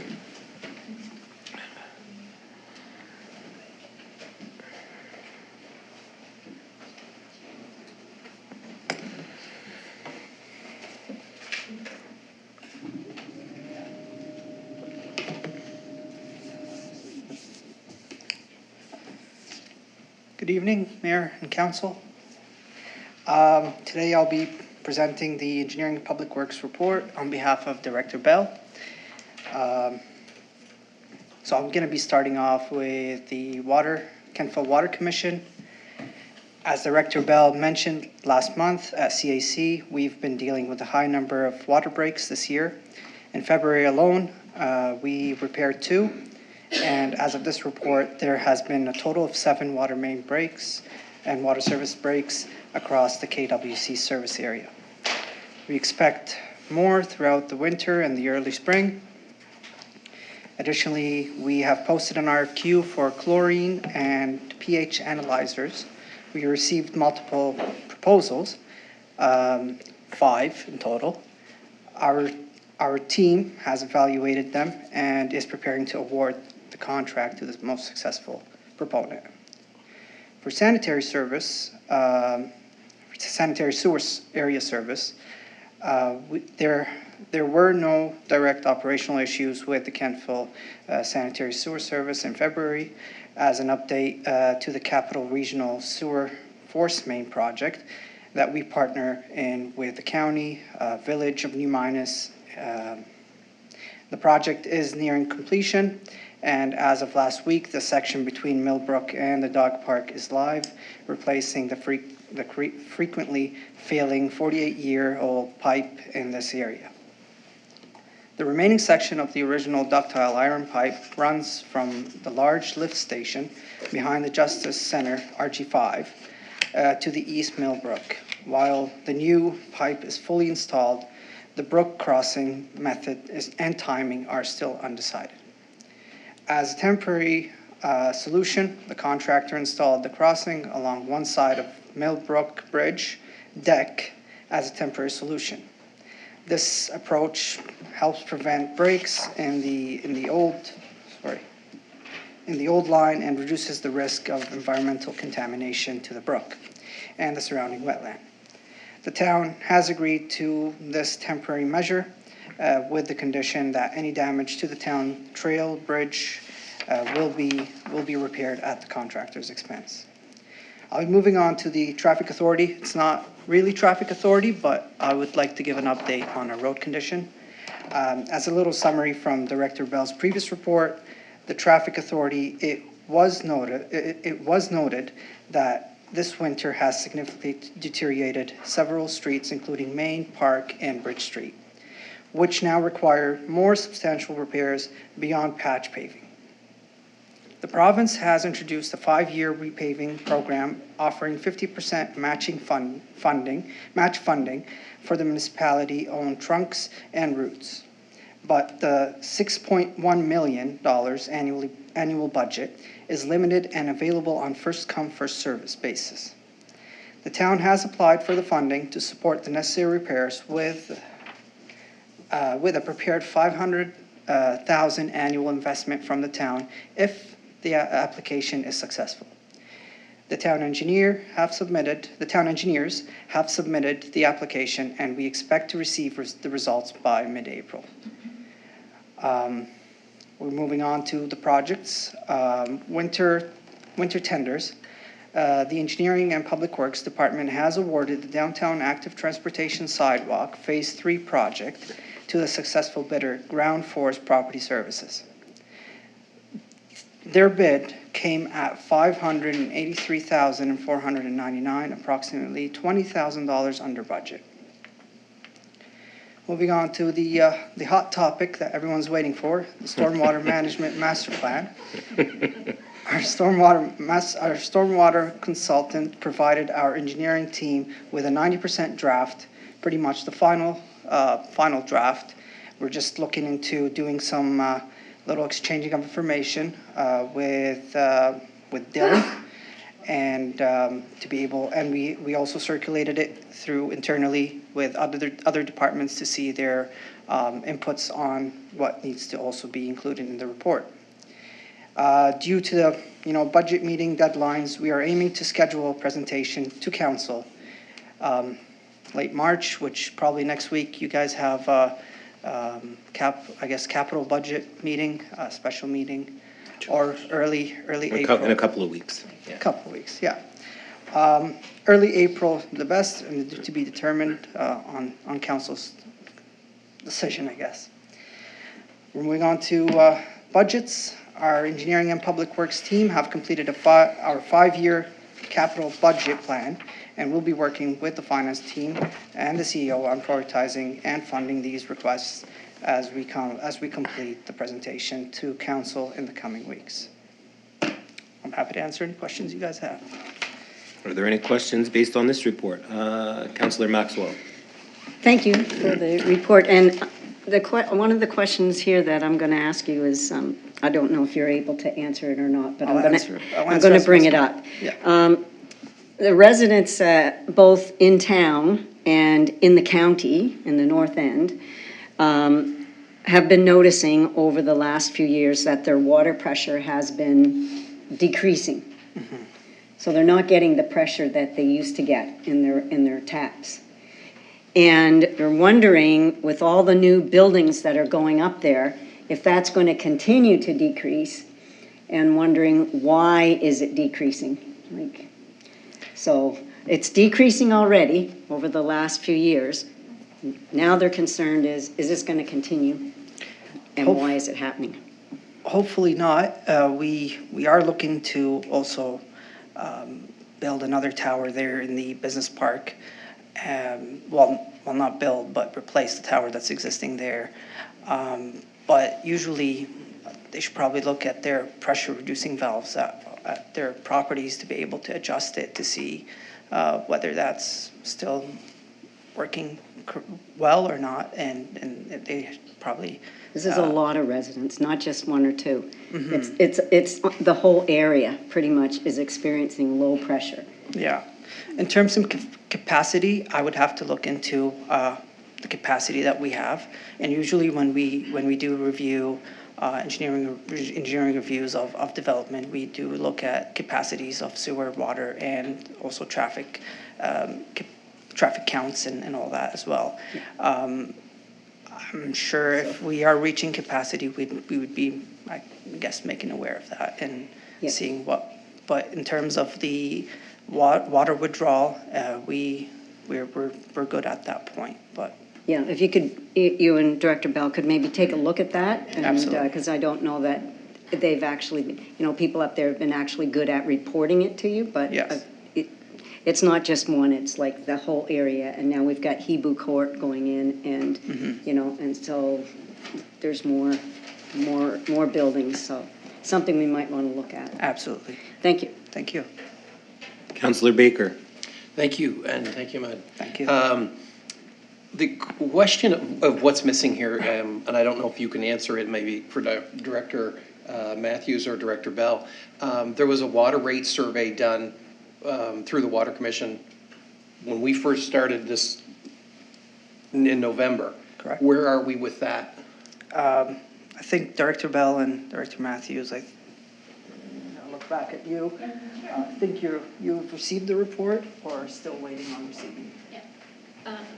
We have engaged a consultant to work through that process. Yes. We are still in the information exchange for them to be able to come up with the model for us. So it'll be probably a little bit longer yet before we have the results of that. Okay. Yeah, it's a multi-month process. Understood. I'm wondering if that's going to be available during budgeting.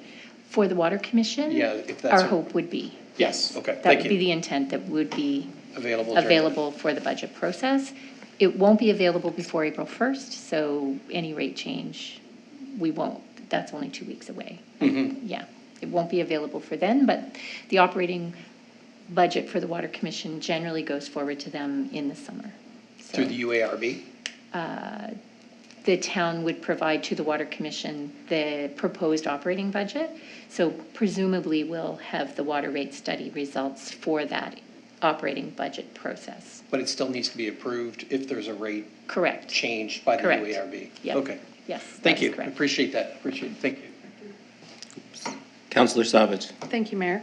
And thank you for the report, Ahmad. No problem. Under the Traffic Authority, where the province has introduced this 6.1 million, and there's been an application made, so that's great. So the idea would be we would put in 500, and under this program, the province would put in 500,000. Is that something that potentially could take place over the ensuing year? And if so, that 500,000 is being funded through a request through the capital budget? And so it's Main Park and Bridge that you reference under the traffic authority section. Roughly how many kilometers of road would that be, would that cover? On Main Street and Park Street, we have 6.62 kilometers of approximately. And we won't be able to cover the full 6.6 in 1 year. This is a 5-year, I guess, project. Please keep in mind that 6.61 million is for the full for the whole province. Yes, that's, yeah. So whoever is in need the most usually gets it. If we do, depends afterwards. If we do apply for it and we're not the successful, I guess, applicants, the province would I guess, send out their team to do an assessment on the condition of the road and also to do an assessment on how much it's needed with their traffic engineers and all that as well.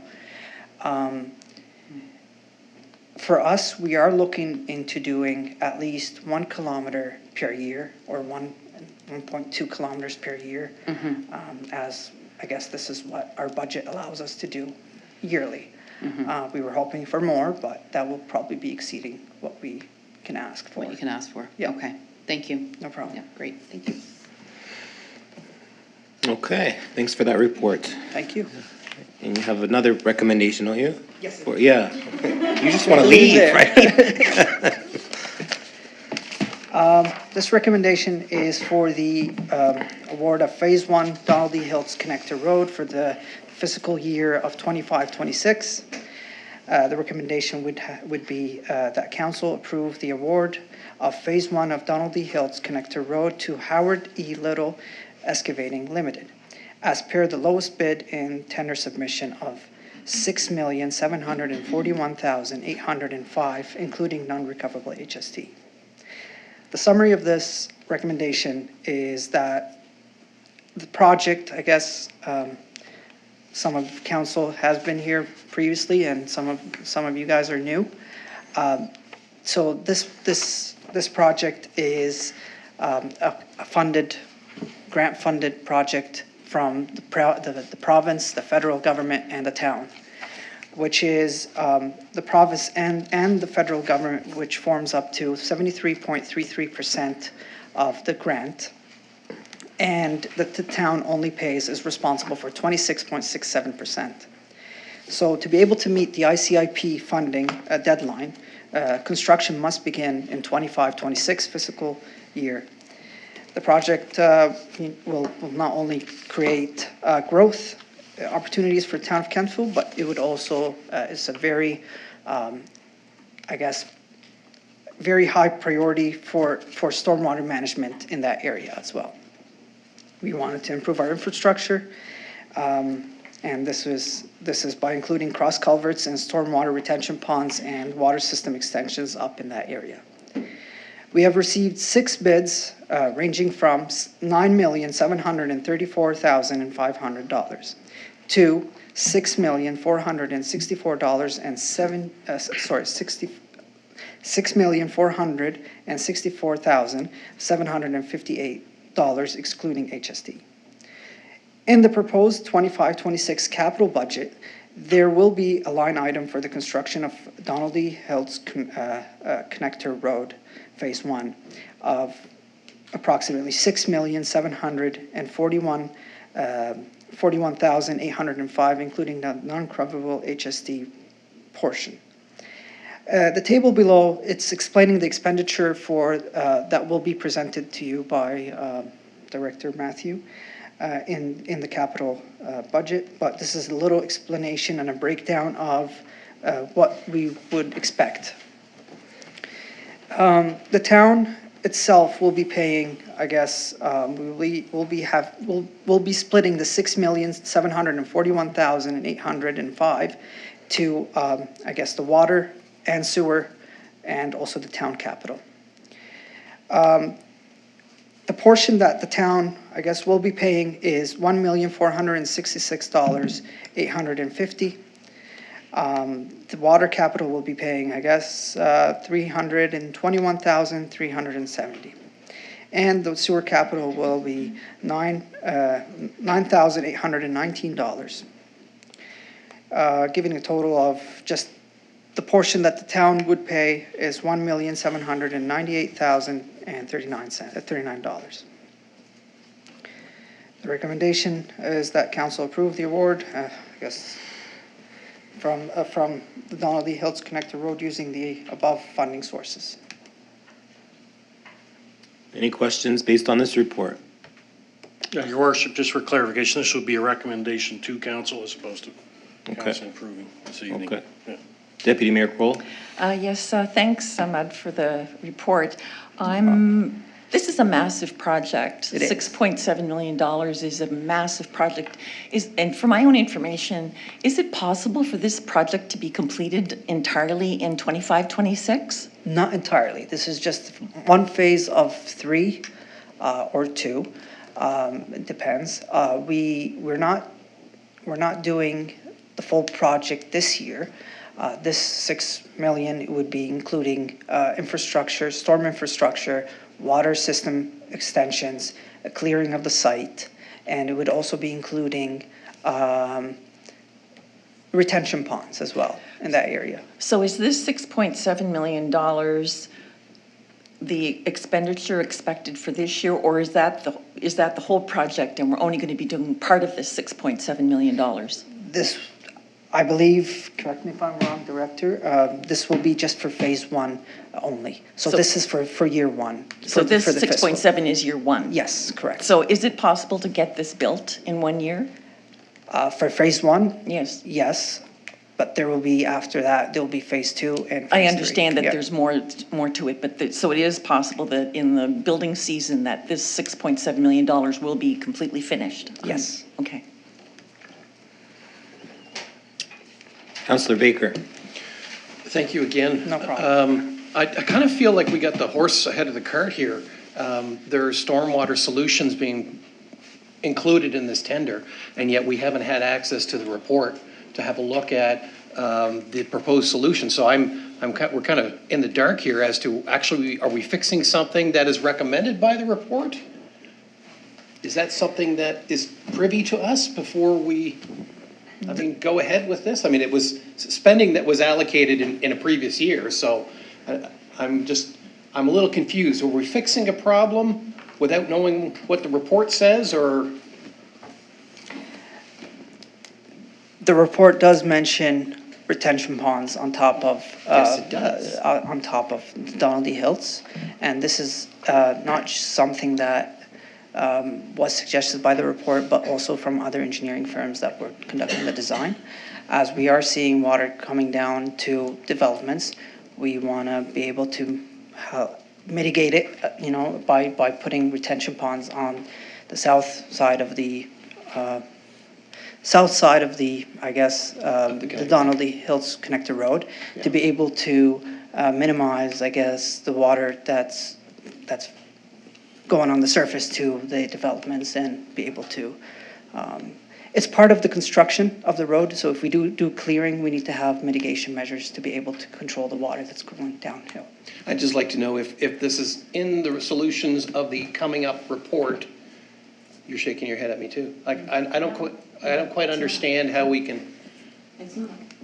Is it not in? Can somebody clarify for this? This is something. I'm going to call point of order on everybody. Nobody Yep. has the floor right now, so you finish with your question, he'll answer, and then we'll move on to the Okay. next one, okay? All right. Sorry, but we're going to play by the rules. I'll leave it to, Yeah.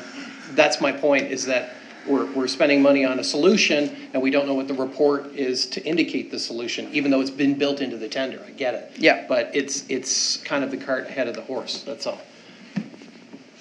CAO, did you want to interject? But I think this being the recommendation to council, so the key is to get that stormwater plan in front of you before you ratify this award at council. It was hoped that our original hope that it would have been presented tonight at the same time, so that the engineering public work staff went ahead and processed the tenders, thinking that both were coming. You will not be awarding it tonight, you're just making the recommendation to council. And if you're still uncomfortable, hopefully, and we're gonna put the pressure on Dylan to get that report in before then, otherwise we may have to defer the final approval of council. On the So, reporter on the tender. well, we would defer the awarding of the tender until you had the chance to see. Obviously, you don't want to do one without That's- knowing what's in the other. Yeah. I agree with you there. That's kind of the position I felt Yeah. we were being put in here. And we have a 3-week window between now and council, so. Thank you. So, okay. Just wanted to yeah. add one more thing to Councillor Baker. The plans for the Donald E. Hills Connector Road was presented to Dillon Consulting for their findings.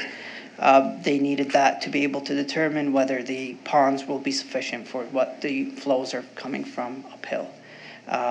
In the draft, there has been, I guess, Donald E. Hills has been mentioned in that part of the report. Just wanted to put that on there, no problem. Councillor Savage. Thank you, Mayor.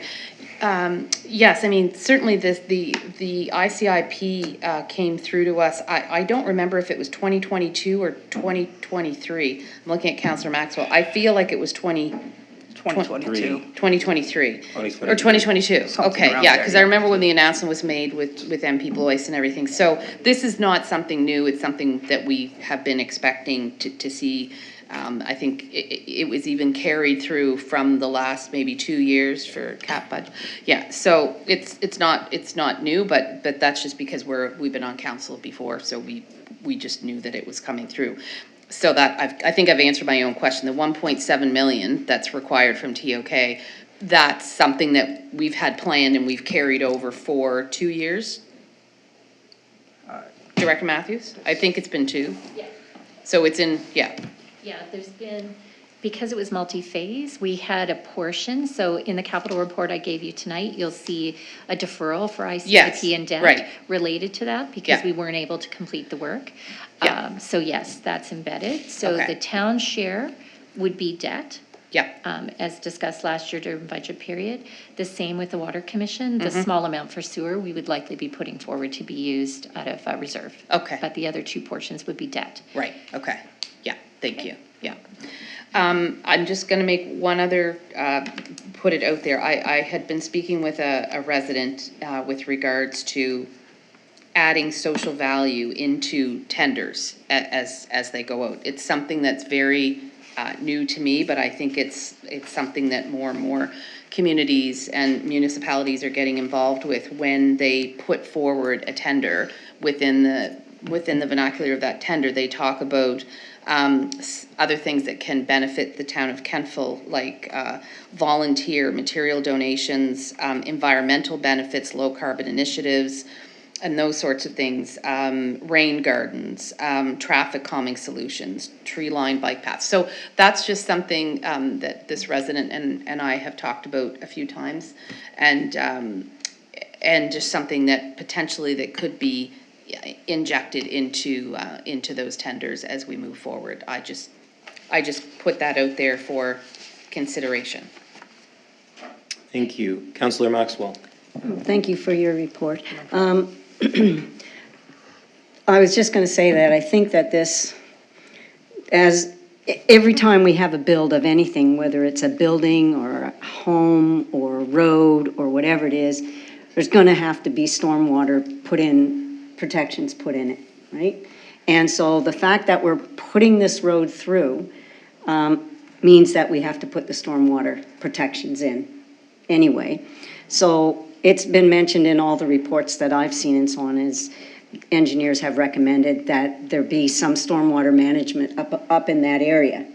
And so we could consider this as part of our stormwater management starting, right? It's starting with this. Yes. And it will slow the water, hopefully, that's coming down. Now, if there's subdivision that goes up there or anything, any building, there's more stormwater controls that are going to be put in. So am I right in thinking that this is just the kind of a start on stormwater? It is a start, yes. Yeah, okay, thank you. Okay, being no more questions, we'll take that recommendation and turn it into a motion that Council Advisory Committee recommend to the March 31st, 2025 meeting of Council. The Council approved the award of Phase 1 of the Donald E. Hiltz Connector Road to Howard E. Little Excavating Limited for $6,741,805, including non-recoverable HST. Someone could move that. Councillor Savage, and a seconder. Councillor Maxwell. Is there any discussion on that? Ready for the question? The Council Advisory Committee recommended the March 31st, 2025 meeting of Council. Council approved the award of Phase 1 of the Donald E. Hiltz Connector Road to Howard E. Little Excavating Limited for $6,741,805, including non-recoverable HST. Voting is now open.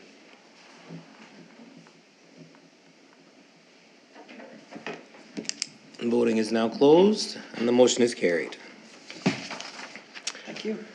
Thank you. CAO, you want to give us your report? Thank you, Your Worship. As typical, starting off in the first few weeks, most of my time has been getting some orientation, familiar with operations, staff, policy, bylaws, outstanding issues. So, and I want to thank the staff and managers for being very indulgent and helping me get through some of that process and dealing with some of my silly questions. And probably I've given them a few unsolicited opinions they may like or not like, but that's all part of the getting acquainted process. And getting to know the CAOs, the neighboring again, talking about a few issues. We've been talking about transit, and we'll be coming back on that. Some talk with the King's CAO on resolving some outstanding sewer issues, funding there. So that we're trying to make some progress there. The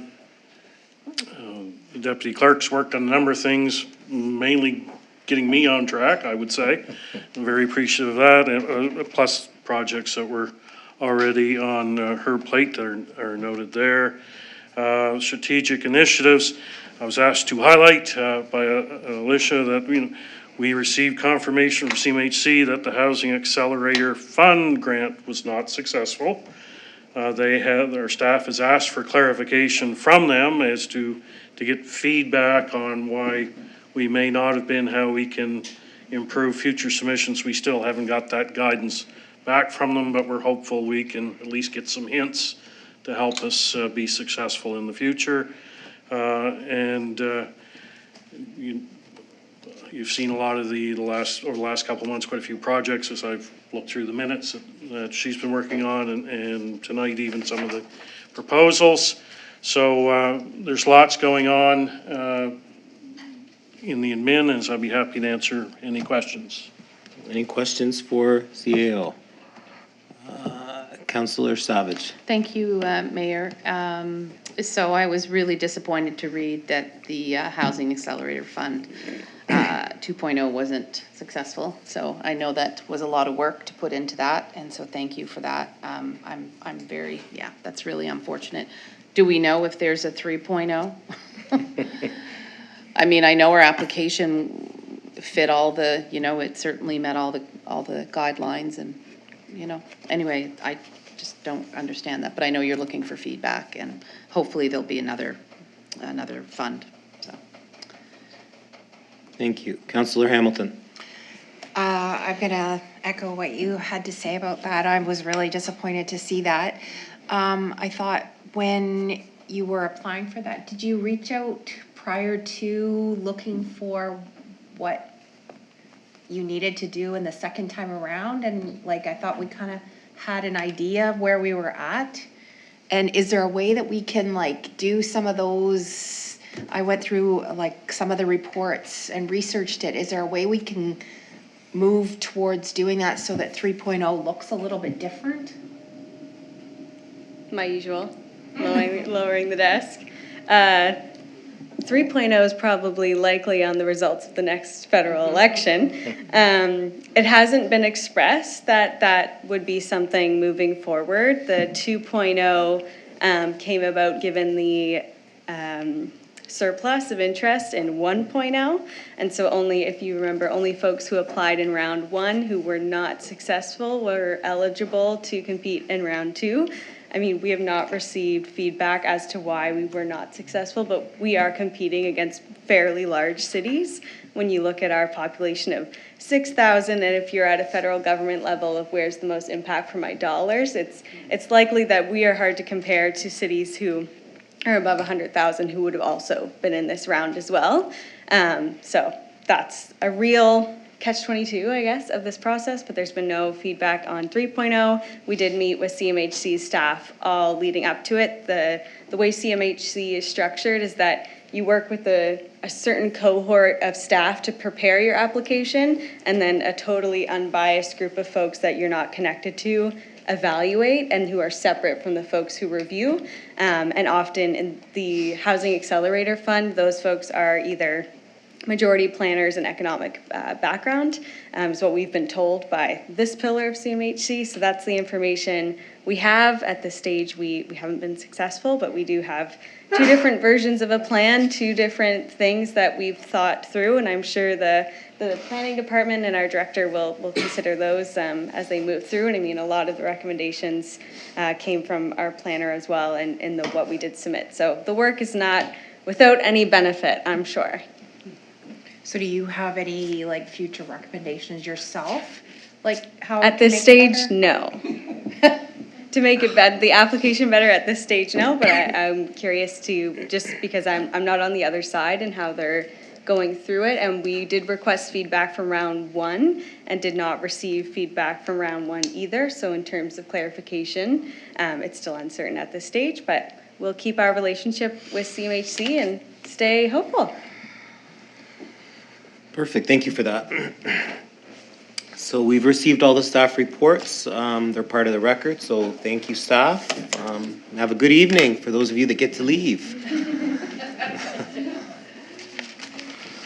So we'll move on now to unfinished business. We have a report. I think Deputy Clerk is going to give it to us, correct? Are you? Okay.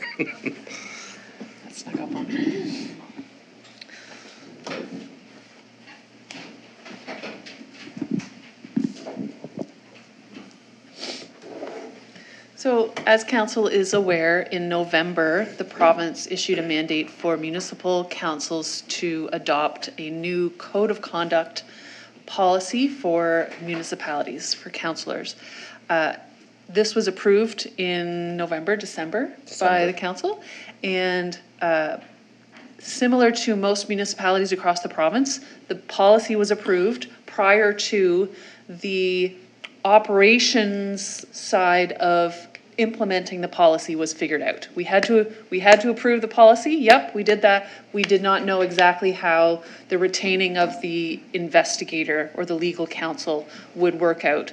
The Association of Municipal Administrators, they were tasked by municipal staff to find out what legal professionals were available who would want to and have the capacity to take on this work. It took a while for the AMA to bring that list to us. That list is complete. There were 2 professionals on that list that kind of stuck out to our CAO, and we would like to recommend to council that those particular 2 professionals be the specific dedicated legal counsel for the process of running any code of conduct investigation. Any questions for Deputy Clerk on our report? Councillor Maxwell. Thank you. Thank you, Deputy Clerk. First of all, I'm wondering if this is for the town of Kentville, it obviously isn't shared. So What's not shared? Are these investigators shared with other municipalities, or do we pay them on a per case basis, or are they getting paid a certain percentage through different municipalities, or how are they being retained? So, yeah, they will be billing the town of Kentville for their services. So, but in accordance with the rates they proposed to the AMANs, they've given their list of rates to two amens saying what their rates will be. So, and it wasn't the selection, so amen selected this group. We felt we would take two names from outside of town who would be less apt to have conflicts of interest. And we wanted to have at least two, just in case there is a potential conflict of interest. And from what we're hearing, there may be a bit of a slew. You know, all municipal units may have some items stacked up when they first start. So, and the people are sort of indicating, well, they can only handle X number at a time. So we wanted to have at least two. And, but it will be, you know, when we put it and post it, it will be clear, find a way, I'm gonna talk to, if selected, I will talk to the two individuals so that complainant isn't opinion shopping to make sure that if the investigators could talk to each other and say, I have one, without having to disclose anything to staff, because or council hears, obviously there's a confidentiality thing, that they could, to make sure that the same person's not filing the same complaint with two investigators, so we're not getting double the cost. Right. Thank you. Councillor Savage. Thank you, Mayor. Councillor Maxwell asked part of my question, but the other part was, when the operating budget is done, are we going to put some sort of a line item in to forecast so much per annum that we anticipate being spent on this? We can put a very rough estimate, but it shouldn't, we're hoping it's not gonna be a material amount. Do we have Yeah. any idea like what their per hour rate is or anything like that? Oh, yes, it's pretty much their standard legal counsel rates. One of the firms, well, it'll be depending on the seriousness, it could be a number of rates, but they assign it based on based on the initial complaint being filed in paperwork, they'll assign it to the appropriate level. Whereas in the case of Mr. Thompson, he'll handle them all at his rate that he's proposed, which I don't have right at fingertips right now. Okay, thank you. Any other questions?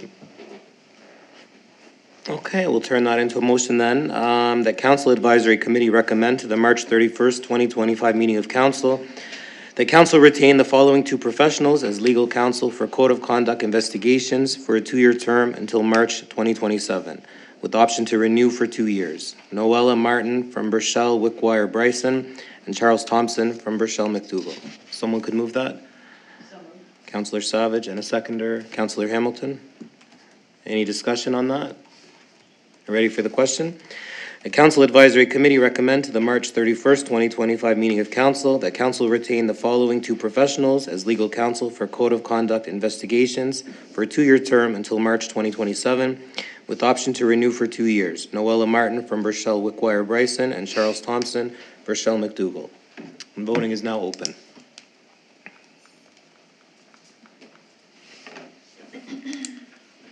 And voting is now closed, and the motion's carried. Thank you. You have the floor again, Deputy Clerk. Okay. Before I put my deputy clerk Yes. hat back on, I need to put my You take your time. recording secretary. Town Hall building improvement. Okay. So this could be a directive to budget deliberations, but it may also be something that you would like to put as a priority of council, not unlike the discussions we had earlier in the meeting. Staff would like to recommend that improvements for accessibility and energy efficiency for the town hall building be considered as part of a public engagement process and an initial concept design in the operating budget, I believe, looking at the CAO, operating budget. So we would like to recommend that 100,000, and our directors have come up with this through their experience. They feel that $100,000 would be sufficient for this kind of study, for both types of study. This would be an uncosted study. A costed study would be once you have a design that you're comfortable with, then you would cost that out. So you would come up with a couple of designs and you would say, I want to go in kind of this direction, and then you would get more detail and more costing on that direction. So this is a report that just shows the opportunities for some grants and some funding associated with further down the line, capital improvements to this building. And when I say this building, I mean this building, the next, because this is kind of two buildings mushed together, and then the recreation center as well. I think that's it. Any questions for Deputy Clerk?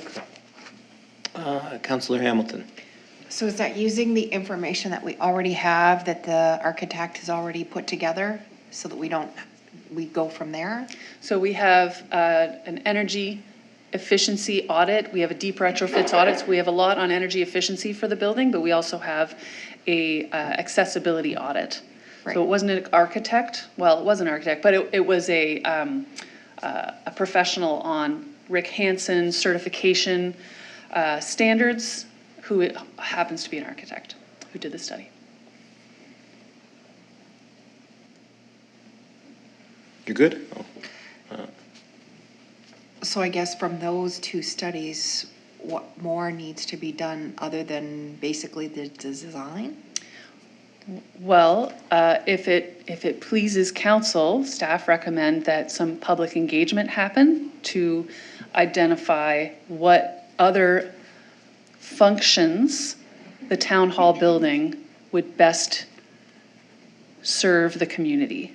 So do we need more of this and less of that? If this is an opportunity for us to improve this building, let's talk to many people and find out what we're missing and what we need to improve on and what we can, move away from, because this building was renovated 25 years ago, 25-ish. Yeah. Does that make sense? Yep. Okay, thank you. Councillor Baker. Thank you. Was there not already a line item put aside about $46,000 for design for the town hall building? So it was in the budget last year.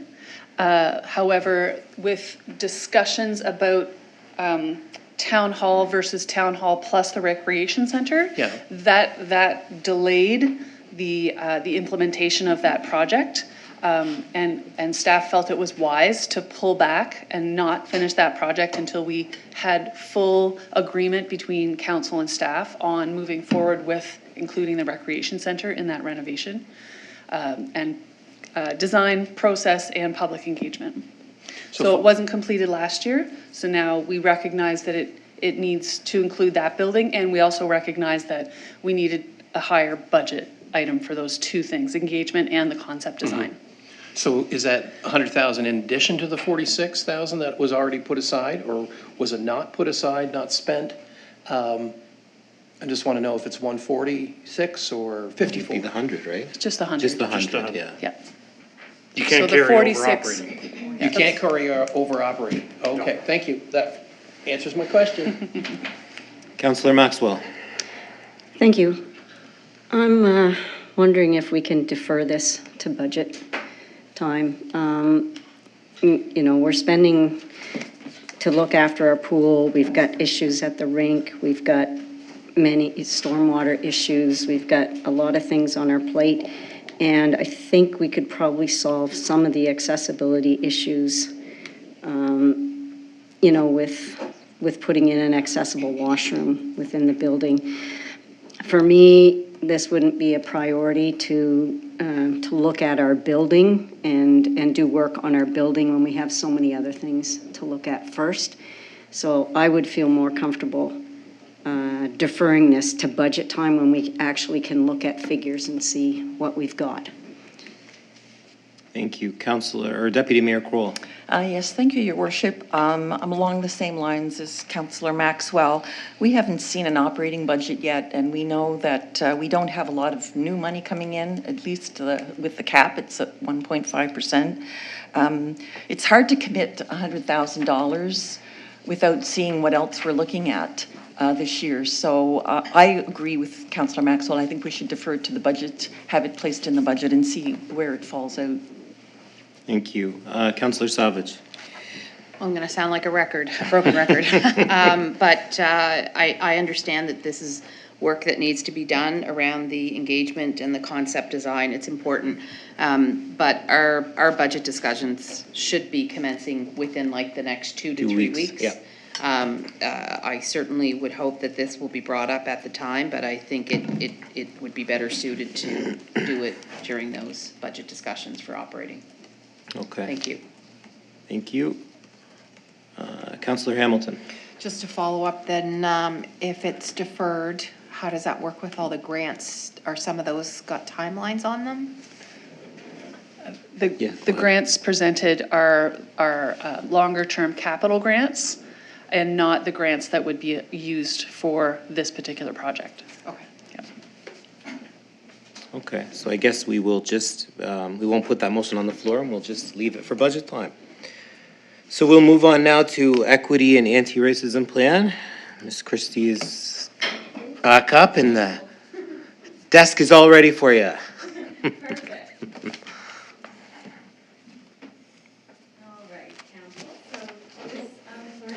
There we go, perfect.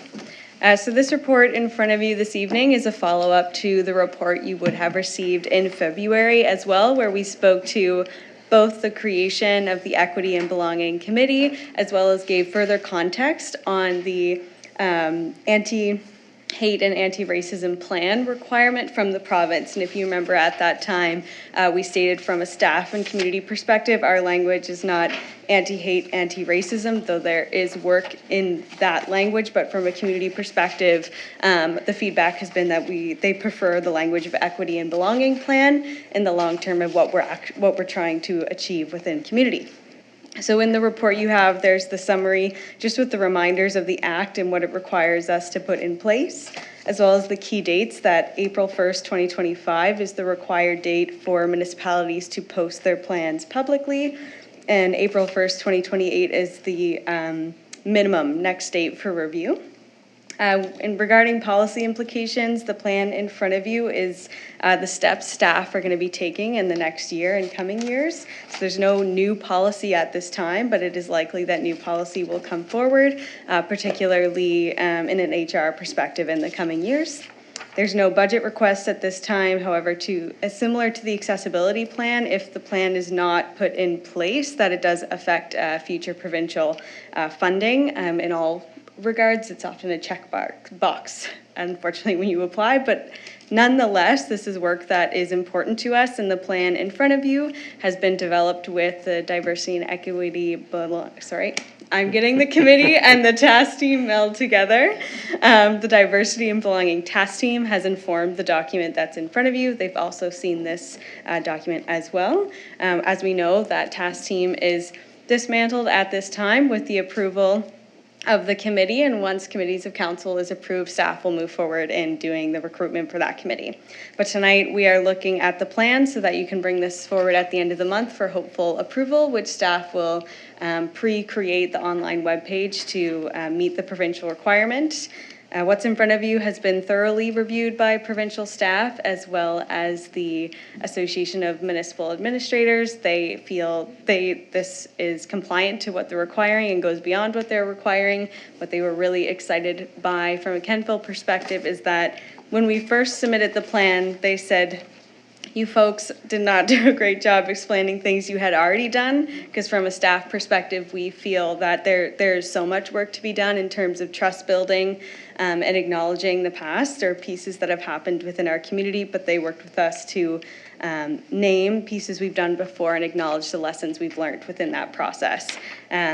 I do want to express that KPS has been involved, Kentville Police has been involved in this process and are committed to remaining in this process as well. This is similar to 10 other municipalities in the province who still have municipal policing. The piece I really want to point out is the next steps towards equity and belonging. There's kind of 3 key quadrants there around engaging with equity-deserving community members, celebrating the voices and history of equity-deserving community members, and to implement initiatives for the town as an organization, so from an HR perspective and internal perspective, to identify and eradicate racism and hate within our organizational structure and operations. So these are kind of the 3 guiding principles as we dive into more work. The plan, if you look into it, commits us to an equity action plan as well as a framework And again, these were recommendations from community as well. This work will have consistent engagement and will involve myself and the rec department mainly at this time, and in the future, if there is more robust HR supports within Town Hall, those folks will be heavily involved in this work as well. And this plan is updated within the same cycle as accessibility, so similar to how you saw the accessibility plan here tonight, you can expect a new version in 2028. However, what's in front of you this evening will probably look different in 2026 and 2027, where we're in the early stages and still working with the committee. So those updates will be provided to you as council ongoing and as we learn as a community and as staff. So if you any questions regarding the plan, happy to answer. And again, if approved at the end of the month, staff are prepared to make it public to meet the April 1st deadline and submit to the province as well. Thank you. It'll be right the day before April 1st, right? Yeah. Yes. Are there any questions for Ms. Christie based on this report? Councillor Savage. Thank you, Mayor. I don't have any questions. I just wanted to say it's a very comprehensive report. It's very, very good, and glad to see that we met the timeline. So thank you for that. I feel like Jennifer and I were talking about it at NSFM back in November, and the date seemed to be looming very soon. So well done to get that all finished. Thank you. Okay, no more questions, so we can turn that recommendation into a motion. That Council Advisory Committee recommend to the March 31st, 2025 meeting of Council that Council approve the Town of Kentville's Equity and Belonging Plan. Someone could move that? Councillor Maxwell, and a seconder, Councillor Baker. Is there any discussion on that? Ready for the question? That Council Advisory Committee recommend to the March 31st, 2025 meeting of Council that Council approve the Town of Kentville's Equity and Belonging Plan. And voting is now open. Voting is now closed, and the motion is carried. We're now going to welcome back up Director Shoup for a subdivision bylaw report.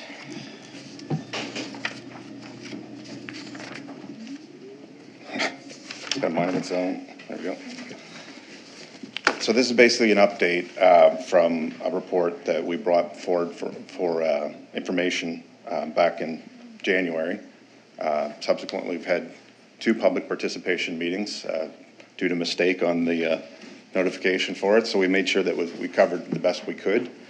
We did receive feedback from one resident, which was helpful, and comments have been captured in this report as well. So the report is about basically within the subdivision bylaw for larger scale developments where there may be public infrastructure implicated to ensure that our policies and practice are in alignment. And what we're looking to do is to allow for the top lift of asphalt to be delayed until the secondary services are provided. Also, that the maintenance period for secondary and primary services are moved from given 2 years rather than 1. What was interesting in the feedback we did receive, well, we can change all the policies and regulations we like. If we're not monitoring and enforcing those policies and regulations, we have some issues. So the individual is from Dalhousie Avenue that showed up and spoken with myself and Ben, and we had a very good discussion. So one of the things that we've been doing as staff is to ensure that we're properly tracking subdivision agreements that we've held historically. I'm still learning the context of how we've done them historically as well, so that's part of the process, but that's something that we have in mind as we look forward to moving on with this policy update, or some bylaw update, I should say. So I'm happy to take any questions on it right now. Any questions for Director Shoup based on this? Councillor Savage. Thank you, Mayor. Darren. Even worse, right? Sorry. Tracking subdivision agreements. So how many subdivision agreements would the planning department have going on at any one time? Well, they'd extend a certain degree.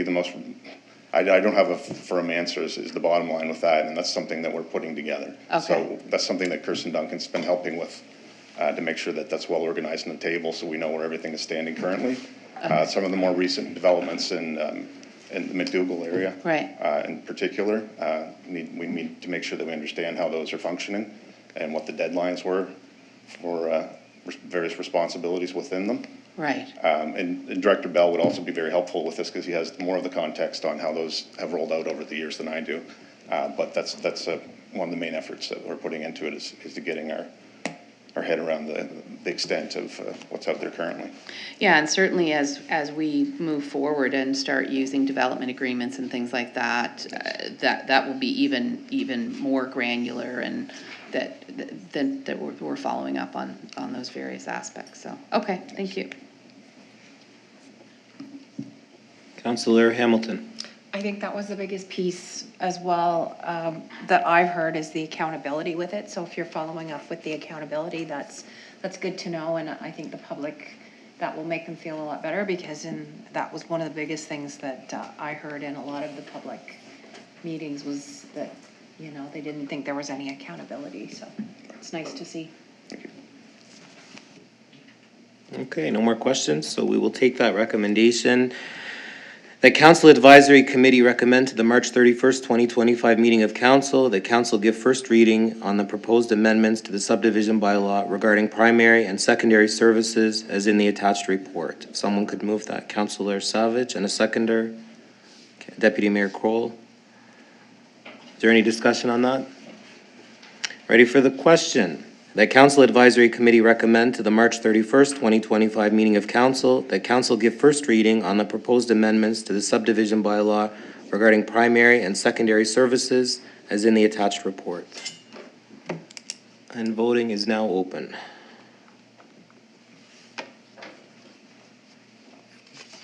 Voting is now closed and the motion is carried. Thank you. Our next piece of business is the new policy G111 FCM conference policy. And I think Deputy Clerk is going to lead us again. Hi. Welcome back. Thank you, Council. I'm very pleased to bring two policy amendments, rewrites, new policies.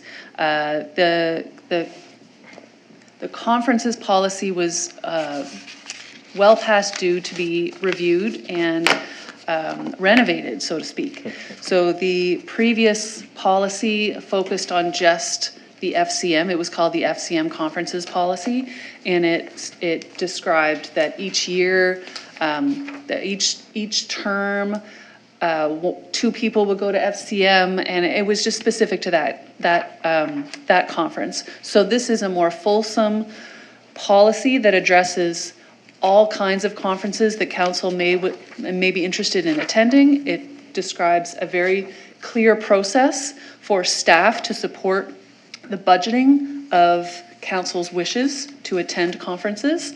It provides a little bit more clarity and planning and predictability and also consistency throughout your term. So I present it to you and welcome your feedback. Any questions for Deputy Clerk on this recommendation and report? Councillor Savage.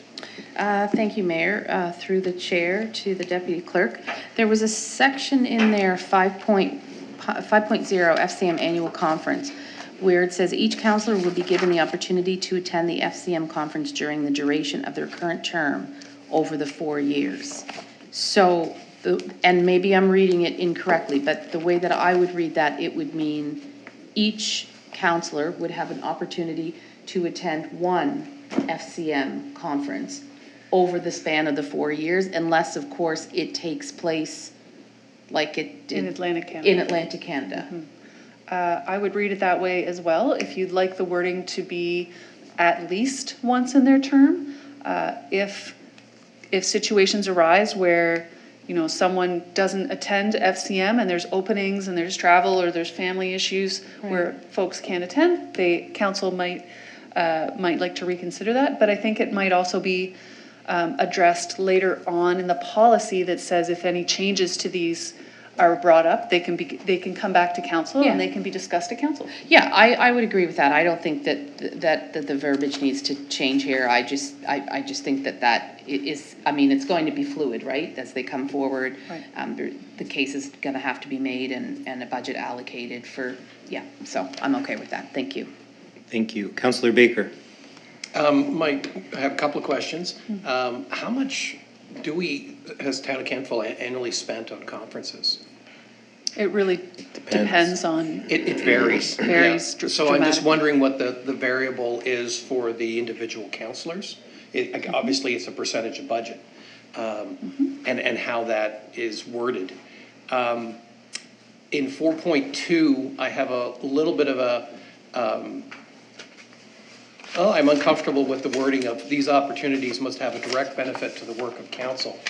I'd like to see a rework around the words direct benefit, because to me, direct benefit means dollars.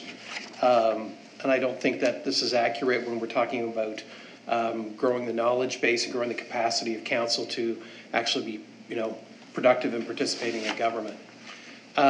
So yeah, around the budgeting issue was the question. Because I don't know if we're talking about 100,000 or we're talking about 10,000.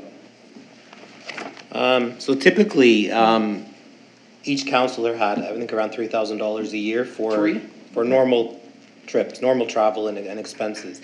FCM was always on its own, so we allowed the mayor and 2 councillors to go annually. And whatever that cost, it just depends where it is, right? It could be in Ottawa, or it could be in Vancouver, so those costs are gonna change as well. So this is, this setup is a lot cleaner, and I want to thank Deputy Clerk for that. It's a little more straightforward and better language in it for sure, updated language. Can I ask a further clarification? If the councillor, mayor, offers for a table position or a table officer's role within an association, are those associations responsible for paying for those councillors to participate? No, and that was a problem last term. Which I'm not gonna get into all that, but that was an issue last term where council wasn't supposed to be responsible for a councillor's costs to be on a board, but unfortunately, I think we did bear some costs there, so that is something that, I think if a member of council ended up being part of FCM or another organization, they'd have to bring that to council and we'd have to make a decision at that point, I would think. Because we want, obviously, our councillors to provide, well, on the one hand, looking for building education and capacity, but also provide leadership within the municipal government community and express Kentville's voice. So I think if we need to bear some consideration for those who want to put their names forward to be part of FCM or NSFM, or because there is a requirement then of regular participation in those conferences by those people who put their names forward. So there may be a division of that cost or a way to look at that if, a councillor puts their name forward for a table officer's function. For sure. I think in a lot of those meetings are you're able to use Skype or Zoom or whatever the method is. That's a piece too. And just gonna say, we're a population of 7,000 people plus a little bit, so you have to kind of be mindful of that too. We're not a big city, and I'm just gonna put that out there. But that's why my first question is, what is the annual budget for? Well, we haven't really been in that predicament. Like I said, FCM in the old policy, it was annually the mayor and 2 could go. So sometimes, I think last year 2 people went, the mayor and 1, and that cost. Could vary, right? Because like I said, it could be in Halifax, and if it's in the Atlantic provinces, we're all able to go. We're encouraged to go. But if it's in Vancouver, it's going to be a little more expensive than going to downtown Toronto or Ottawa, right? So you're kind of mindful of that. There's no budget for that. It's just kind of a free ticket for. Well, I was hoping that we might be able, considering budgeting's coming up, that we might be able to bring that down to a number. They do, and they allow for that. They know if there's 3 people that are going to go. CEO, did you want to? Well, that's the point of this policy. It allows the pre-planning so we can get it in the budget. Exactly. Once this is placed like the next budget year, we'd start that well in advance of the budget so we know what to put in. Thank you. Yeah. Councillor Hamilton. So I think some of the concern with the conferences was also what the value was and what was being brought back. And I know you shared a policy with me that was, you could fill out everything that what you learnt and what you gained from it. Is that something that can be included, like, together with this? It is in there, it's mentioned in there, that you should bring back. Yeah. There is a separate policy, which is the council meetings policy, which has in the appendices, is it the council meetings policy? That has the appendices that is, this is how your agenda looks, this is how your minutes should look, and this is how your council report, and this is a trip report. So there's a different policy that has how you report that. And I think that should be standard practice included with this. Yep. So that it's we're standard accountable. practice with how you report to council. So it could be in this policy, but it's already in a different policy. It's in 4.7. Okay. Yeah, it says that when you come back at the first regular meeting. Shall include in your council report. So can you maybe include it down in the links or whatever, or attachments with it then? Just because then it kind of falls together. Yep. Councillor Maxwell. Thank you. Not just really comments here. When I was looking through this, it was interesting to see what the other units around us are doing, and that none of them are going to FCM, and that they're all allowing everyone to go to NSFM. And I thought that was very interesting. I don't know if they're, thinking that we're spending tax dollars when we go to Vancouver to pay for our meals and pay for our flight, and our citizens are paying for that. And we can get pretty much the same learnings here if we attend the NSFM conferences. And I think that's what the other units are doing when they're not saying, well, we allow this many to FCM, or we allow this person, or we allow that person. And, I think we all need to be mindful of the fact that we do have a lot of things that our citizens want to see us doing. Do they want to see us hopping on a plane to go to Calgary to attend a conference? And I think that's something that we have to, justify in our own heart as to whether that is, something we should be doing at this particular time. So there's just a comment that, I just wanted to point that out, that, it's our budget, but our budget is made up of our citizens' tax dollars. Thank you. Thank you. Councillor Savage. Thank you. Thank you, Mayor. Yeah, I looked at the jurisdictional scan as well. I know from going to FCM conferences before, not necessarily in the Atlantic region, but certainly in Ottawa and Toronto. And there were members there from Wolfville. There were members there from the County of Kings. I don't ever remember seeing anybody from Berwick, and I didn't really, and there at one point were a few from East Hants.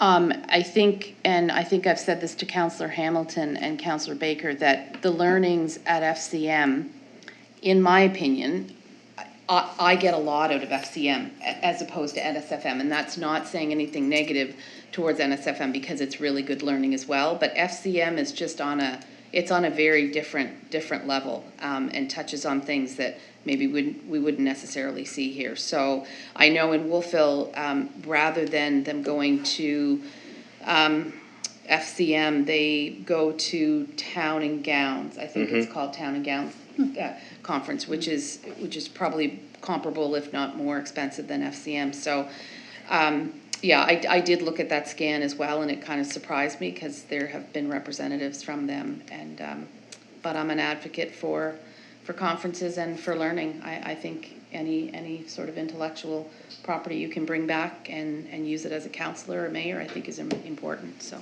thank you. I could say one more thing. Yes, go ahead. There's no one else speaking? Just that the list of conferences that I added to this policy reflected the conferences that were listed in a number of other municipal policies that were the most recent policies. They were under 5 years old. So they reflected the most important policies that municipal councillors were interested in attending over the past 5 years. These represent they each have their own scope, like Councillor Savage was saying. They're very different, whether you're looking at a national scope or a regional scope, whether you're looking at environment or public works. They're all very important to learning, and I appreciated seeing these lists of conferences in other neighboring municipalities' policies. Thank you. Thank you for that. I'm just going to put this out, they're here to council tonight. If you're willing, I'd like to make a little change to this, a proposed change. The old one was worded that the mayor and 2 councillors could go, and this one is the same, 3 members of council, so it could be any 3 of us. But why don't we, what my proposal would be to change it to 2. There's 7 of us here, and I think 3 is almost half of us.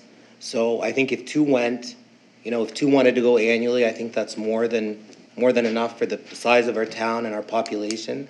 And that could be any 2 of us. So, like I said, the old one was very exclusive that the mayor could always go, any mayor could go, and 2 members of council, but let's just have 2. Whether it's me one time or it could be any 2 of us, right? I'll open the floor if anybody has any opinion on that. Councillor Baker. Sorry, Mr. Mayor, that's 5.3, a maximum of 3 councillors. You might change that to a maximum of 3 members of council? 2 members of council. 2 members of council. Including myself. So of the 7 of us, 2 of us would go. Thank you. Councillor Maxwell. No, thank you. I like 2. I really, you know, I'm a teacher, I'm an educator, and I'm never going to talk against learning. But what I am going to speak to is making a good decision about whether or not that's good money spent. And I think 2 people attending an FCM conference, I think is enough. You go, you have a buddy with you, and you can bring back whatever you learn. And, you know, I don't think it's necessary to, you know, take a row in a plane and go. So, thank you. Councillor Savage. So is that just in regards to FCM or? Just FCM. Just FCM, yeah. So I'll just make a comment on that. Having gone to FCM conferences before, and I know Councillor Maxwell has the one, but it was the one in Halifax, and it's such a long time ago, I don't even remember. But often what will happen at FCMs is there's different plenary sessions, and there can be 2 and 3 going on at any one time. So I know when I've gone in the past, we'll beforehand talk about which session we're going to go to. And the 2 of us, although 2 of you could go to the same session, because everybody has a different lens, but more often than not, different ones would go to the different sessions. That would be, and we try and do it at NSFM too, because sometimes there's 2 sessions going on at the same time. So that's just a note. Just a comment, I guess. Yeah, that's it. Sorry, thanks. So I guess we could, go around the room and see if you want to leave it at 3 or go at 2, and then it's probably the easiest way. We'll start with you, Councillor Savage. You already made your point. I'm fine with it. I don't, you mean having it as 3? 3 members or 2? There's no mayor anymore. It's just, 2 or 3. Yeah. Yeah. I'm fine with 3. Okay. Deputy Mayor Kroll? I'm fine with 2. Okay. Councillor Baker? The policy says a CAO and mayor, so I think the CAO would be the 3rd if needed. So I'm fine with 2. Okay. Councillor Hamilton? I'm fine with 3. Okay. Councillor Maxwell? I'm good with 2.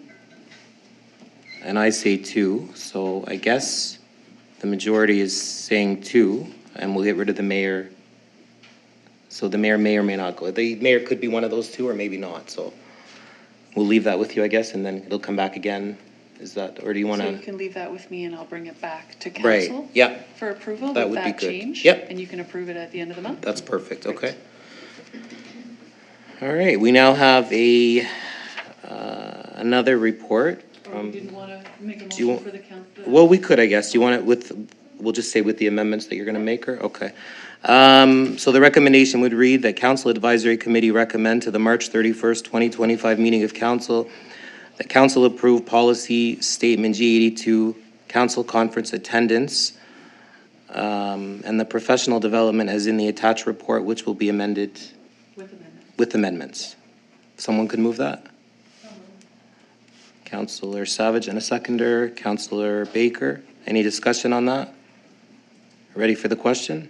Oops, sorry, Councillor Savage. I think it was just more of a clarification. I know that Councillor Baker had said about the CAO being the third person, but the CAO wouldn't be considered a member of council, right? That would be an extra. But it's in the policy, sorry. That's okay. Yeah, okay. I think I misunderstood what you were saying then. Yeah, okay. Okay, any other? Okay, ready for the question? That Council Advisory Committee recommend to the March 31st, 2025 meeting of council that council approve policy statement G82, council conference attendance and professional development as in the attached report with amendments. And voting is now open. Voting is now closed and the motion is carried. Okay, Deputy Clerk, you're up again in a second. We would need a motion to Oh. repeal the old. Right, okay. So we have a recommendation here that Council Advisory Committee recommend to the March 31st, 2025 meeting of council that council repeal policy, it's G82, isn't it? No, G21 at the March 31st meeting of council. So, Councillor Savage and a seconder, Deputy Mayor Kroll. Any discussion on that? You want to put that motion up there? I didn't write it down as I was saying it. So it would read, that council repeal policy statement G21, FCM conference attendance. Okay.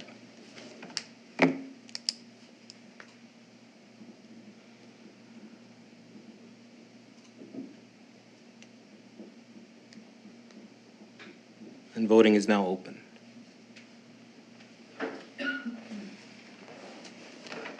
Voting is now closed and the motion is carried.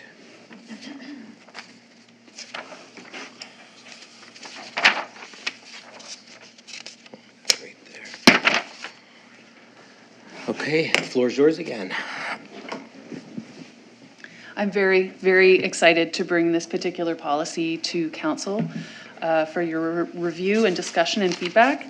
The committees of council policy, I think, needed significant revisions, and I hope that if you have any questions about the policy or my report, you'd be willing to share them. Okay, and yeah, I have to say, that's an excellent report that you wrote. I was really happy to read that, so we'll start with Deputy Mayor Kroll. Yes, thank you, Your Worship. I guess my question, surrounds the Planning Advisory Committee. I don't know what other towns have for Planning Advisory Committee, what their makeup is, but we have in this policy 3 members of council and 4 members of the public.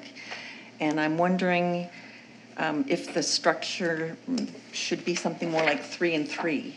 But I don't know what other towns do, and I don't know how other councillors feel about that, but that was my only concern about the policy. Thank you. Councillor Maxwell. Thank you.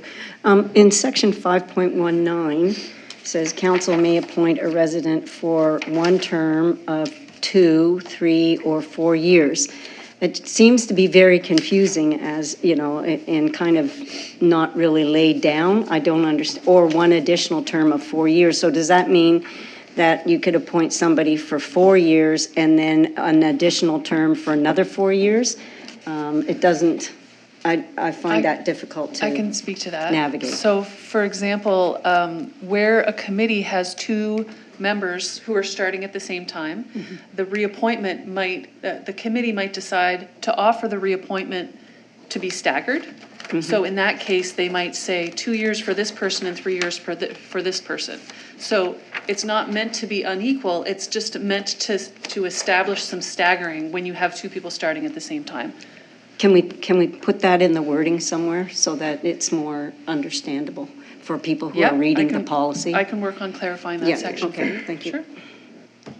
And we're looking at the student bursary one again, separate, right? And just for clarification, in your agendas for today's meeting, I had the specific committees that have a new or a changed terms of reference. So I know the student bursary didn't have a terms of reference, so that was specifically listed. I just wanted to make sure that counselors were aware that those listed items, those listed committees and groups like PAC, those are specifically listed, so I wanted to make sure that you were aware that there was a change or an addition. Right, so do I speak to student bursary committee right now, or is that coming up later? No, it would be all part of this. Yeah. It would be part of Yep. this? Okay, so again, and I brought this up, I think it was last year, student bursary committee isn't really a committee. It's kind of like ad hoc. We're trying to take a committee format and make something fit to it. And this committee meets, or this group meets once in the year for 1 hour or 2 hours in the afternoon or the evening or whenever people can get together. So they meet once.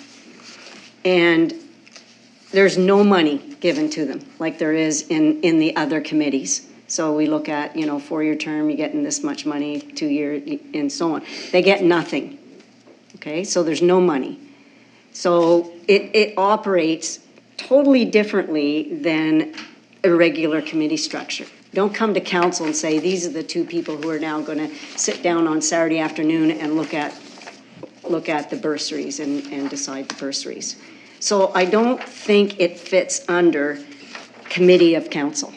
I think it's something different than that, because we can't, it would be ridiculous to try and have, you got 3 people and, we're going to have a recording secretary and we're going to have this and we're going to have that. It just doesn't fit. And so I don't know how you want to designate it, but I've been heading this for quite a while, and to go and say to, people who have been on, working and looking through those bursaries for a number of years, and then say, well, you've been doing it for a number of years, so you're off, and, somebody else is on, or whatever, I think is, kind of slap in the face. So I kind of like to see it taken out of committee of council and given another name, since it doesn't really fit. If I may? Yes. I understand your points. The reason they didn't have stipends before is because they weren't a committee of council. They weren't listed in the committees of council. They weren't listed anywhere in the town's process. There was no definition of how the disbursement of that grants program, that bursary program, functioned. So staff felt it was important to give a definition to that selection process for the bursaries, and the best place, because it's dispersing money and council needs to know where that money is coming and going, it was felt that a committee of council is the best process to use. Not unlike the other committees, you want to have turnover and fresh ideas in other committees, and as well, one might suggest that you would want to have it in that committee as well. But I'll give it to the CAO if you want to add anything to that. Yeah, it's, I've been in a recent engagement of mine was at a town that had planning advisory committee that had a member on for 36 years, and they never advertised the public position. Clearly, and there were all kinds of people wanting to serve or have an opportunity to serve, and it was something we had to fix. But so unless we have a process, a defined process, how do we know there's not other citizens who want a chance to serve on a bursary committee? So or to say who the counselor is. There needs to be recognize it is a committee and have a process. You can decide not to have an honorarium. That's fair game if you want to exclude it because it only meets once a year. But it's just, from a staff point of view, we have seen conflict, or I have seen conflict rise in communities because you allow certain committees to perpetuate indefinitely a citizen member when there may be other people who would like an opportunity. So it's a transparency, it enhances transparency. One other comment, if I may, about the policy, Your Worship, is under, I draw to your attention because it's not clear exactly within legislation. If I can get back to 5.11, where it says the mayor shall designate council appointments annually. It's not clear in the MGA whether the mayor has that ability to do that. Typically, in the MGA, it is that council creates the committees and council appoints the non-members of council, but it is silent in saying who appoints the council members. So I think consideration that this group may want to consider, do you want it to be that the mayor just takes the list from you all and say who's interested and does it, or does the mayor then take the list and make a recommendation back to council if council ratifies? That's how we've done it before. I think we should just formalize that and make that change the policy. That is, the mayor doesn't designate, the mayor recommends. And then if there is still a difference of opinion or council wishes to nominate one another, then it's open to a selection process of that meeting. So, because I have seen that be quite contentious in my past. Councillor Savage. Thank you, Mayor. I did have a comment on the audit committee one, but it says that they meet at least twice annually, and I know that at audit we've been talking about maybe meeting 3 or 4 times a year, so now it says at least twice, so that's okay. The investment advisory committee, it talks about the 4-year term reviewed annually for the investment advisor. So I don't know that we review it on an annual basis, like it's usually a 3-year term. In this particular case, it's a 4-year term because of the changeover in council. But I don't know that we bring it back to council on an annual basis. We don't bring it back to council on an annual basis. So I just wondered about that. So that was just one point, but it's not a big deal. And who keeps track of the terms? That's always been a real question of mine. I'm looking at the mayor because we've had this conversation many, many times. Who does keep track of these terms? For some of the finance, if I may. Yes, go Some of the ahead. finance types of processes or agreements we have with external professionals, it's the finance department that keeps track of when to send out RFPs. The investment advisories, pardon me, my lips are dry. The investment advisory services would come to council through the finance department, the recommendation. Yeah. That kind of thing. Right, that's right. And appointments of council would also be tracked by the clerk through the minutes, proper minutes, and it should be a follow-up maintained by the clerk or deputy clerk. Between Carla and I, we try to keep track of who's where because Carla does the annual payments to community members. There's a small stipend. Yeah, of course. So she needs to know who's there and who's not there anymore. And we have been refining the list to see who shouldn't be there anymore and who needs to be reviewed and that kind of thing. Right. Thank you. Okay, thank you. Mr. Mayor, if I might, Councillor Savage reminded me of a discussion that was had with council back in October of 2023, and I just found the email. Rachel Bedingfield was interim CAO at that time, or acting CAO, I guess, and I'll forward it to the deputy clerk, but I haven't specifically looked at what this policy says about the audit committee, but the MGA says that the audit committee must be appointed annually, so you can't appoint members of the audit committee for multiple year terms. There are also some specific things about the audit committee that were discussed at that time, including more meetings than just before the auditor shows up. So I'll forward that to the deputy clerk to make sure that those things are considered in this draft. Thank you. Thank you. Councillor Maxwell. Yes, thank you. One other thing about the Student Bursary Committee. when you're putting advertisements out for people, what you need to realize is that what we're getting in those application forms is very sensitive, private information, often financial information. So the people who are going to be on that committee are going to have to recognize that that information would be private and never public, all right? Because that, you can't have somebody going out and, because kids will disclose, like my family is, not able to afford or not able to do this or to do that. So that's very important. It's not just anybody that can sit on that committee. Thank you. Okay, I have a question, and it may not be important, but 5.3.2, or 5.32 rather, it says all meetings of committees shall be open to the public and no person shall be excluded except in cases of improper conduct. So should we put in there deemed by the code of conduct, or who deems that it's improper conduct, right? I would say the chair would deem what is inappropriate. Is that, I've never been in a committee where the chair has excluded somebody, is that? Well, you would hope. We've never to been be in that there. situation, We hope yeah. never to be there. Yeah.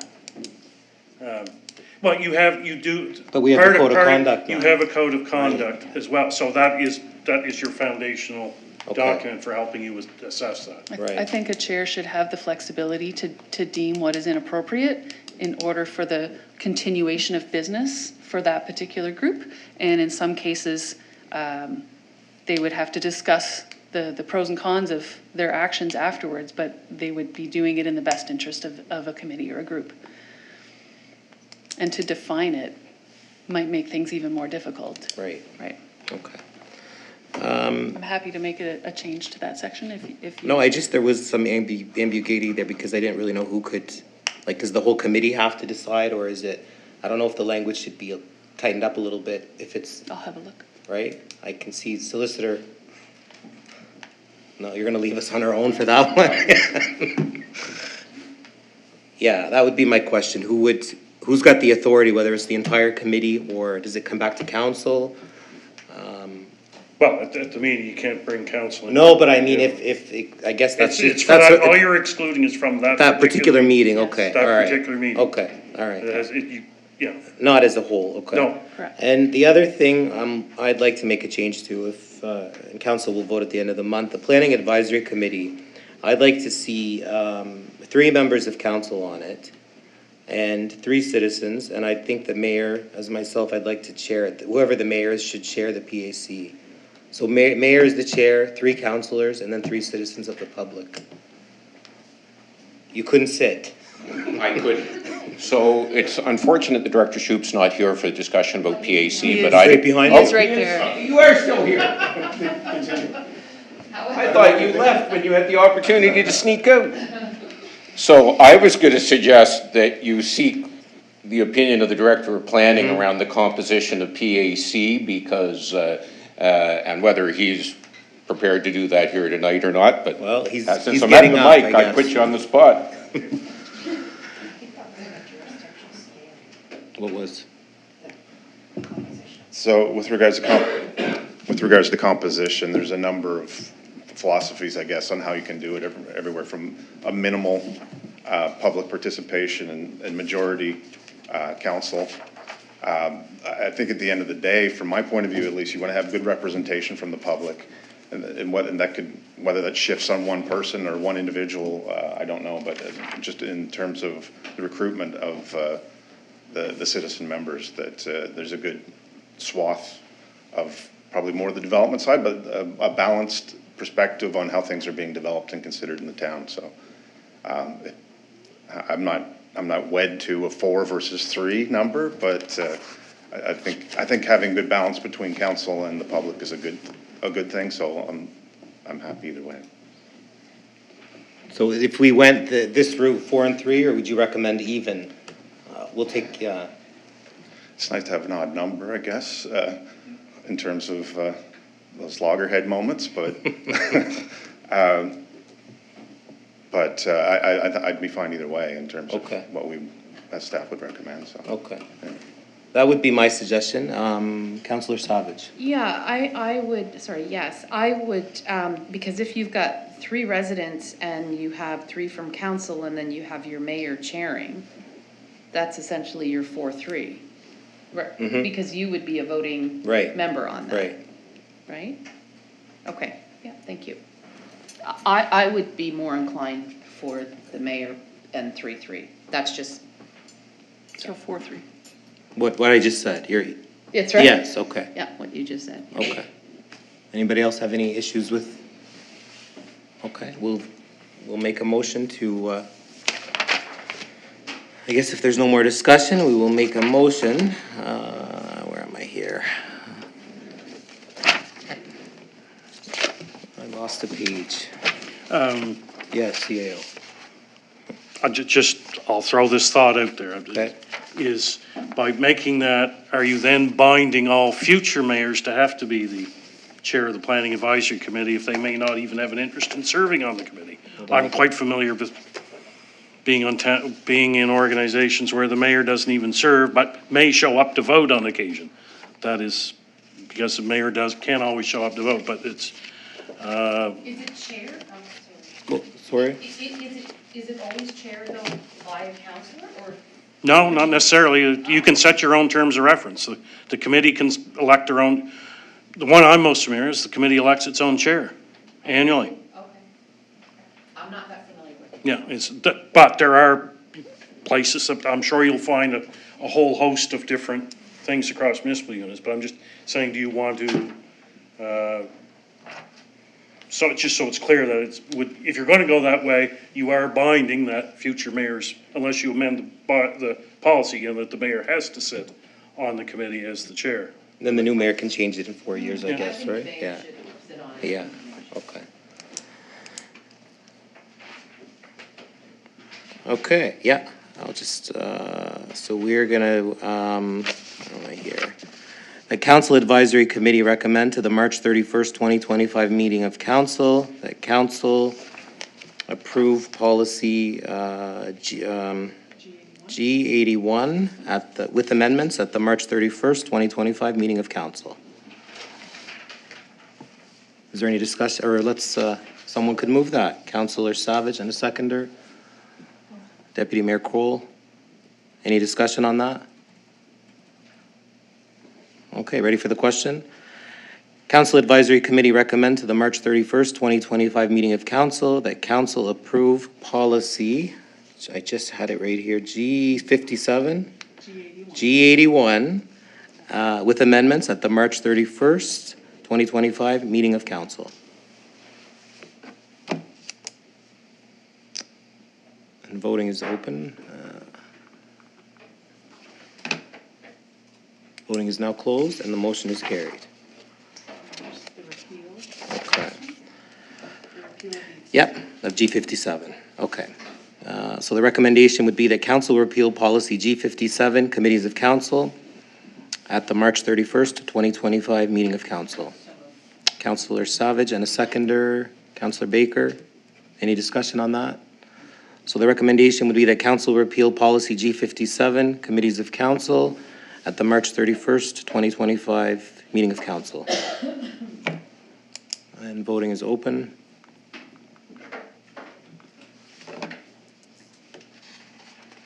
Voting is now almost.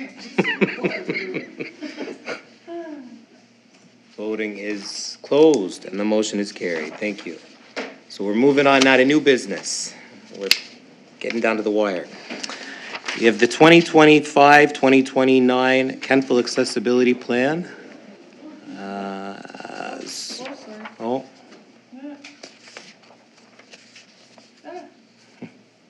Okay. Active Living and Community Coordinator Becca Craig reviewed the proposed accessibility plan as a guiding document for council and staff over the next 5 years, which you were presented. So the motion would be that Council Advisory Committee recommend to the March 31st, 2025 meeting of council that council approve in principle the 2025-2029 Accessibility Action Plan. If somebody could move that. Councillor Savage, Councillor Maxwell is a seconder. Is there any discussion on that? Ready for the question? That Council Advisory Committee recommend to the March 31st, 2025 meeting of council that council approve in principle the 2025-2029 Accessibility Action Plan. Voting is now open.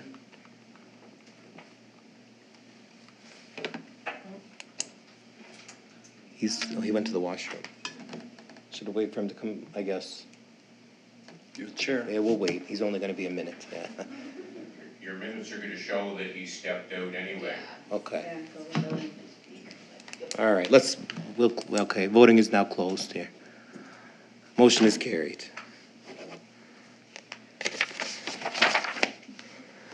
All right, Director Shoup, you're back up.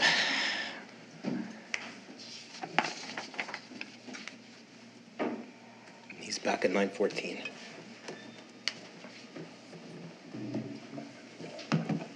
Just wait for Councillor Baker. Thank you, sir. So the first report that we're bringing forward tonight is with regards to initiation of a plan review. We structured the report basically contrasting what a secondary plan review would look like and what we would hope to achieve through a full plan review. Obviously, the recommendation is that we go for the full plan. We had an allotment put aside for the last couple of years of $75,000, which council could consider using for this project. The main justification for going full review, going beyond what the potential is in the west end of town, there's also on a list of potential amendments that we would have to bring in for the entire town. So we have the benefit of Kirsten's 10 years of experience of highlighting some of the areas that need attention, or there's discrepancies or there's contradictions that need to be reconsidered. There's also the idea that while a review was conducted in 2018, 2019, the conditions on the ground, so to speak, have changed significantly in terms of how the need for housing was one of the main considerations, but also environmental changes as well that we probably should consider and that could be strengthened in a new document. So the request is that the council would consider that. We would look forward to bringing that forward fairly soon. I had just penciled in June 1st to try to have an RFP to get pulled together, but I don't want to get ahead of myself too far either. But that's kind of the direction that we were hoping to go with it, that we'd need a more comprehensive look. And certainly a lot of the questions that came up with regards to stormwater tonight and the West End and Donald Hills can all be integrated through proper coordination within the town staff from the different departments, as well as some of these large strategic plans like we're seeing for stormwater. So it's a great opportunity to bring all that together in one document and help lay out the next 5 to 10 years of development for the town. So I'll leave it at that.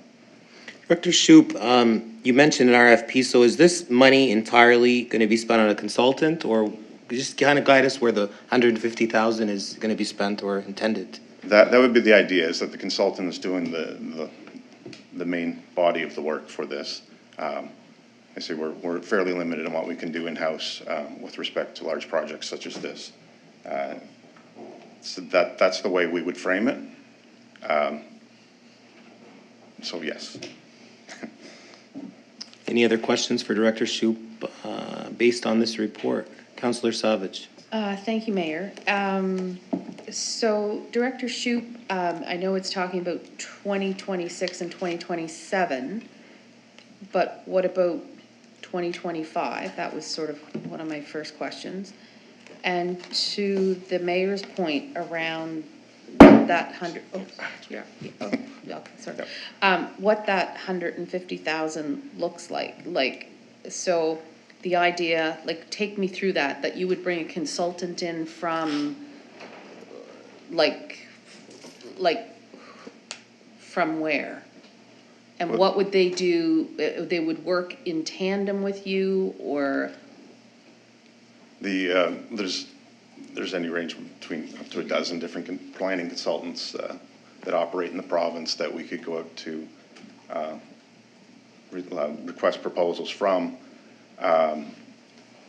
The idea is that they would put, there'd be some sharing, there'd be some of my time that'd be devoted to determining a work plan that met council's need, that meets the community's need in terms of public participation, opportunities to contribute to the plan, looking at new policies potentially, integrating stormwater, integrating flood mapping, infrastructure mapping potentially. It depends on how we scope it really. So that's where the RFP comes into place. How big do we want to open, how much do we want to open this up? How much of a change do we want from the current plan? Some places start from scratch, some places integrate aspects of what's already there. So we're not there. This is why it's scoped as an initiation, because we're very much at the early stages of what that should look like. We haven't had any conversation with council on what that should like, so that's obviously an important step to getting there. And actually having the PAC in place would be a benefit to this as well in terms of working this through and having a dedicated committee to call on for support on this. Like I said, with myself and one other planning individual, primarily in the department, it would be hard to contemplate doing this solo, but. Because of the scope of it, really. Yes. And so this isn't really just like rewriting the MPS and the LUB. This is a far larger scope of a project. Between those two documents and the subdivision bylaw, those are the main three. Yeah. But again, we'd be, if budget allows, we'd be looking to integrate it in with all of the other plans that we do to the greatest extent that we can with the other departments. But the scope depends on where council really wants to take this. I'm thinking a little bit larger just because it's such a different climate than it was 5 years ago. So this would go into the 25-26 operating budget, and Yes. and this you've already built this into your operating component, which Yes. would okay, thank you. Deputy Mayor Kroll. Yes, thank you, Your Worship. Much like the Town Hall Building Improvement Project, I find this is coming to council before it should. I think this probably should be included in the budget discussions that we have for the operating fund. We don't know what we're facing in the operating fund, and I don't know what we're looking at here, 150 over two years. But I think you should build it into your budget, and I'm sure you probably have, but I think that's the time that we discuss it and determine whether it fits, how it fits within our budgets over those 2 years. Councillor Maxwell, oops. Well, thank you. Yes, I agree with Deputy Mayor. Again, this is only 7 years out from when the last one was done, so I think we could wait just a little bit especially to budget time, and take a look at where we would put it on a priority list for this budget. Maybe it'll have to come in, 26, 27. I'm not comfortable going ahead and allotting that amount of money right now without looking at the budget. Thank you. Councillor Hamilton. Thank you so much for your report. I see a great need in doing this when I'm trying to look at all the different reports. There's so many different reports and there's so much overlap, and I totally see how it's from 2019 to right now, we live in a different climate. So I'd really like to see, the reports come together for that. Councillor Savage. Thank you, Mayor, for letting me speak again, and I'll, through the chair to the CAO. I mean, again, we're literally like 2 or 3 weeks away from budget, right? And if this is something that Director Shoup is proposing for his operating budget, then it's not, it's not out of the realm that we could just wait. As through the mayor, I think, a lot of these items we're talking about tonight and some of the sidebar conversation. Yeah. I think we have to step back and talk about the overall strategic plan is clearly what's lacking here. Sure. Yeah, Right? From agree. all these issues, bring it up. Yeah. As we're dealing with this, Yeah. where does it fit? Where does everything fit? So to defer to budget is one thing, but maybe maybe the initial phase is doing the strategic plan, and then that dictates where you go with your MPS, where you go with an asset management plan around buildings, whether they be admin or recreation, where you go with roads, where you go with underground infrastructure. Yeah, We have a huge infrastructure deficit here, as near as I can tell. In a short time, it is ringing home with me, and so there has to be some priority setting. And the MPS will definitely be part of it, has to be with some of the other issues we're facing. But I think we really have to step back, and the money's better spent, I think, on getting the strategic plan in place first, and we can use some planning help with that, no question. But it's. Yeah, and I don't think we're certainly not starting from square one. I mean, we've had asset management done, and we've talked about secondary planning strategies. So I think it's more just, to your point, gathering our thoughts as a council and saying, what are those main Goals. pillars that we want to work on, those priorities? Yeah.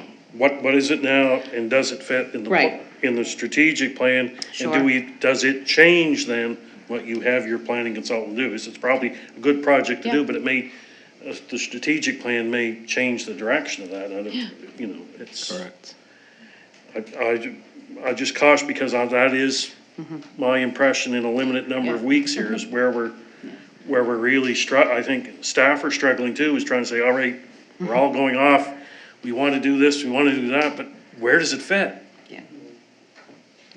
I would just echo that, is that we're looking for a plan to see what our priorities are as a council, and then, because we're gonna have that discussion regardless, whether we put the numbers out first or the idea out first, but I think we need to have an overall look at it. I'm just wondering is that something that is typically done outside of the organization that is needed? Because we need this done.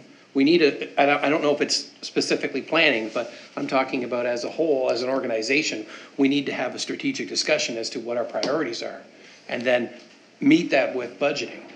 So. I don't think it has to be done outside of the organization. Council could at any time sit down and have that conversation, and then we're a little late getting to it, but definitely, then you work with staff to, and then they know what they're gonna work towards too, right? So it's unfortunate the last, I think, 6 to 8, almost 8 years, there hasn't been one done, so, but it doesn't have to be complicated. The planning of the strategic plan, not the items in it. So, I guess I am, this is, probably should be done. I remember trying to remember, because my oldest boy is almost 8, and we were having him when I sat on a committee, and was part of the updating of those documents in 2016, 17, I guess, with former Councillor Gerard and Councillor Andrew, who was on that term as well, and former Mayor Snow, and a couple of citizens as well. And I think we spent about 1.5 years on those. I think we should, personally, this is just my 2 cents, I think we should just put a little pause on that, because it's so close to budget time and we have so much in the fire, and that's just my opinion, but what's the will of council? I'll go around the room again if you want to just put a pause on it, or Councillor Savage.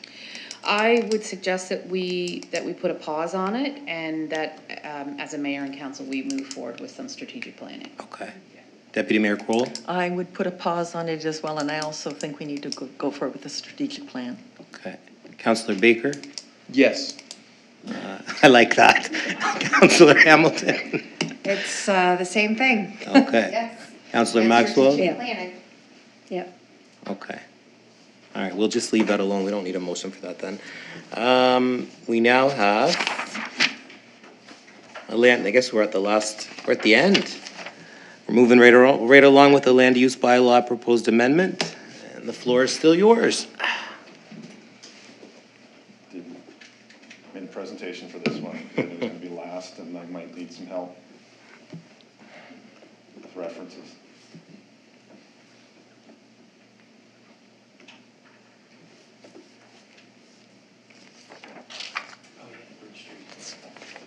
It is a short presentation. Am I able to push that up? Thank you. So we had an application for a land use bylaw amendment within the limited commercial C3 zone, and I have a map of that as well, so we can get a sense of where that is. Mostly useful for me, again, with context coming in, and I've had to piece together the original intention of that zone, and that's part of the discussion that went into this. But it seems to me that the original intent was to allow for the conversion of existing residential in that area to facilitate small office and professional services near the hospital and near the courthouse.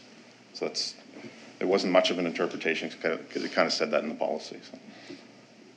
So this is the area of town where it applies, and the only area of town where it applies. And it's Bridge Street and Exhibition Street are the two main thoroughfares implicated here. And what the request is, so this is what exists currently in terms of our land use bylaw language on residential conversions, and it leaves out the C3 zone.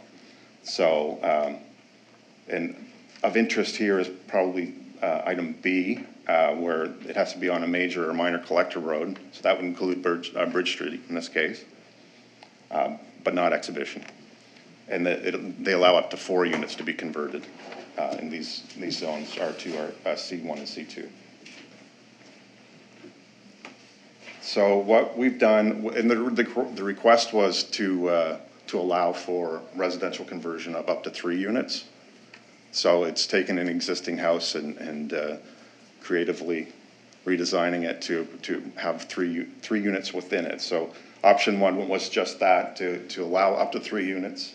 Option 2 would be permit up to 4 units, which would mirror the other zones that we just saw in the previous slide. And option 3 would be to maintain the current policy prohibiting residential conversions in that zone. So from my point of view, there's 2 things that control it. If we stay with the original or the existing policy, it would only implicate Bridge Street. When we're talking about 12, 14 lots that are in this area. Residential conversion wouldn't prohibit further conversion into commercial, small office or professional services, if that were to be the desire of the property owner in the future, and there was the sort of market to support that.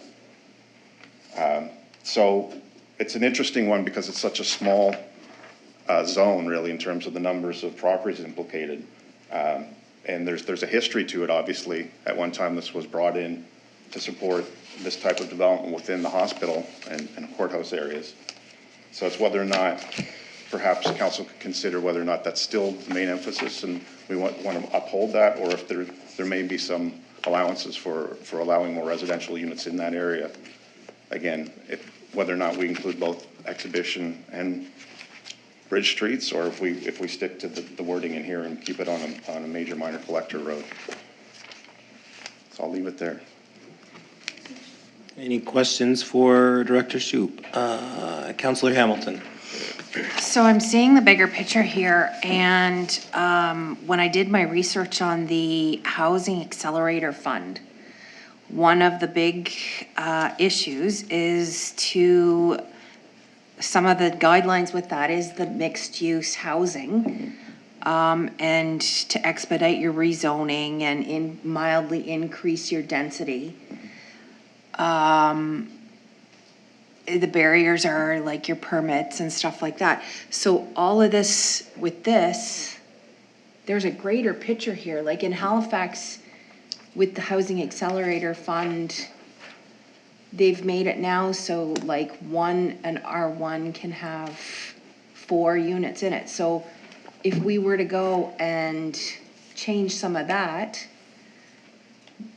the bigger picture is that helps with housing, which potentially could help with us with the Housing Accelerator Fund. And then like a maximum of 4 unit, like they're overlapping, right? Those two concepts? Yeah. Yes, there's a general, I think that's the general push from federal, provincial governments is to try to allow more units on an individual lot. Doing this comprehensively, we go back to like plan review to kind of guide how that might be shaped. Not all areas necessarily find that desirable. I shouldn't say areas, not all residents or property owners would find that desirable to make that sort of broad scale change. But there's definitely there's some impetus from the federal and provincial governments and some funding that's tied to making those sorts of incremental changes, or they call it gentle density, where you're allowing slightly more density within established neighborhoods. So this would be a very compact form of that, I guess, because it's only in a very small area of town. But yes. Councillor Savage. Thank you, Mayor. I won't repeat everything that Councillor Hamilton said, but I 100% agree with her.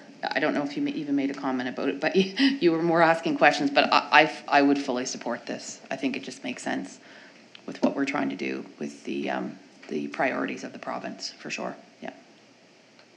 Councillor Maxwell. I'm just looking at the map and I'm not sure which properties here that we're looking at converting. Because on the left-hand side of Bridge Street,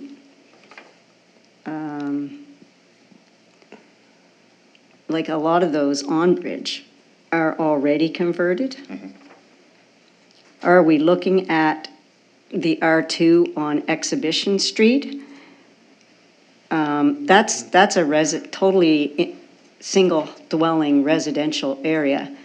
I don't think that it would be appropriate to, start taking those homes and dividing them up, because you're looking at very, very established single family dwellings along Exhibition Street and along Wade Street. That's like a whole huge subdivision. Caldwell Avenue, Oakdean Terrace, Oakdean Vale, like that whole side is R1 housing pretty much. And I don't think that, we should be looking at changing that area. The other, like I said, on the other side, your R1s there, those are all single family homes. I don't know why Exhibition is labeled as R2, because every one of those is pretty much single family homes.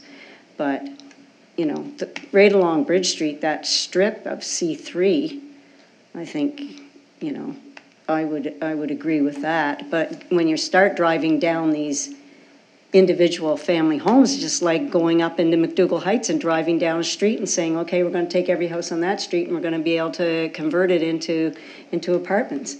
I think that's kind of disrespecting the area that's already there and lowering property values of people that have been living there for forever. So, yeah, I don't think the province expects us to do something like that. If we're going to do something like that, may as well do it around the whole town. Take every area in town that's a residential area and say, yep, you can any house you want, you can convert it into 2 or 3 units. Just on that note, we're primarily looking at the sort of medium blue.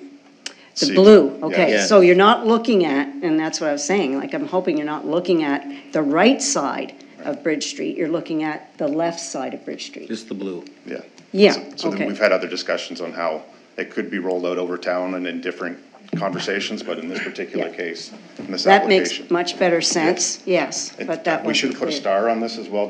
The 254 is 2 properties down on the southwest corner of Exhibition and Bridge. Do I have a cursor? So it's right here. So just to give you context. 254, I know where that is, yeah. Yeah, those are already converted. Some of them in that neighborhood appear to be, and you would know better than I do.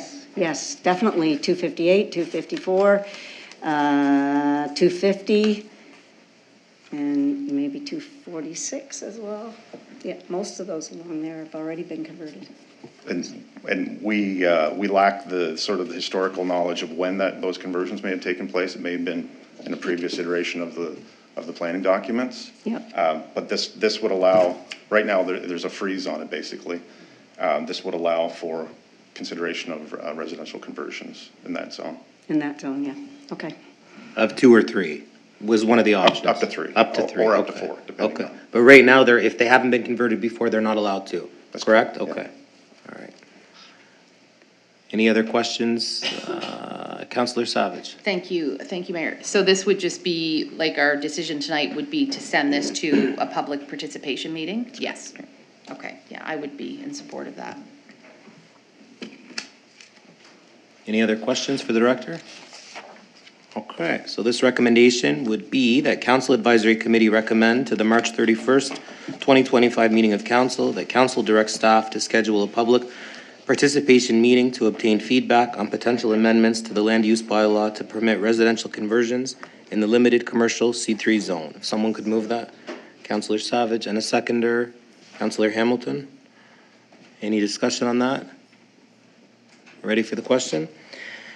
That Council Advisory Committee recommend to the March 31st, 2025 meeting of council that council direct staff to schedule a public participation meeting to obtain feedback on potential amendments to the land use bylaw to permit residential conversions in the limited commercial C3 zone.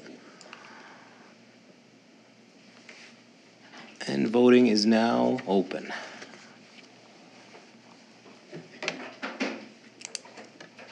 Voting is now closed and the motion's carried. We move on now to correspondence, and we have none. I'll now open the floor to public comments. Members of the public are invited to come up and speak. You have 3 minutes. Please state your name.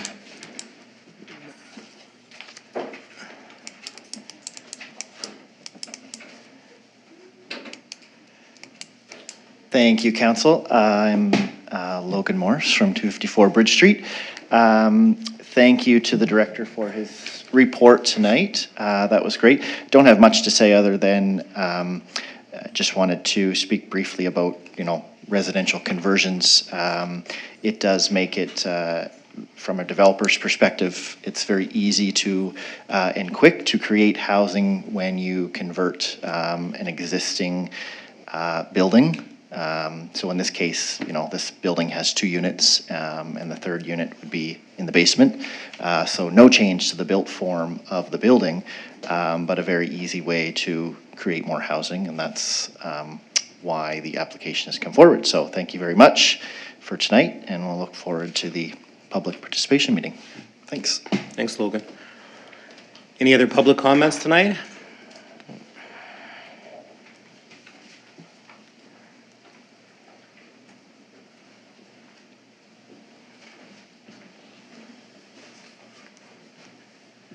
My name is Ron Cousins, and I'd like to say that the property up on School Street, that was the old school. Dave Corkum said, and the other council said, the only way we can do it, the only way we can develop it now is it'll either have to be another school or a jail. So they changed it so they could build apartment buildings. Before that, it was one dwelling and duplexes housing. And then they said, okay, they were going to build 4-story apartment buildings. And then they changed their mind and said, this was the developer. Then they changed their mind and they're going to build 9-story apartment building. Now I live right across the road from where that big building's going up.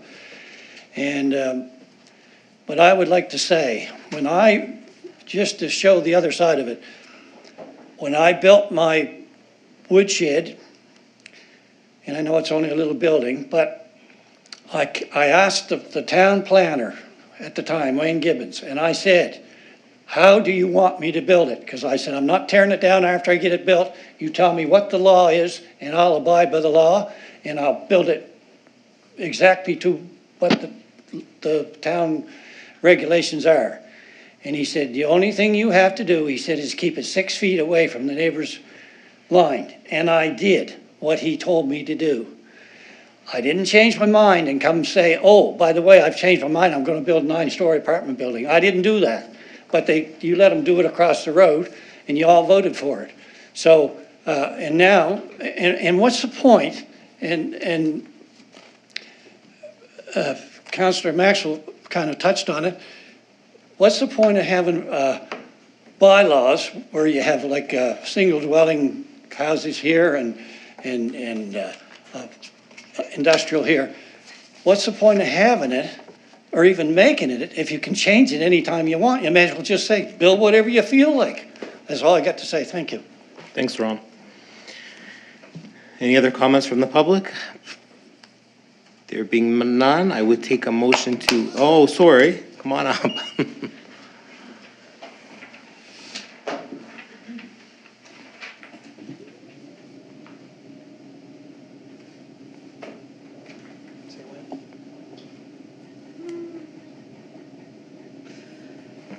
Move this closer.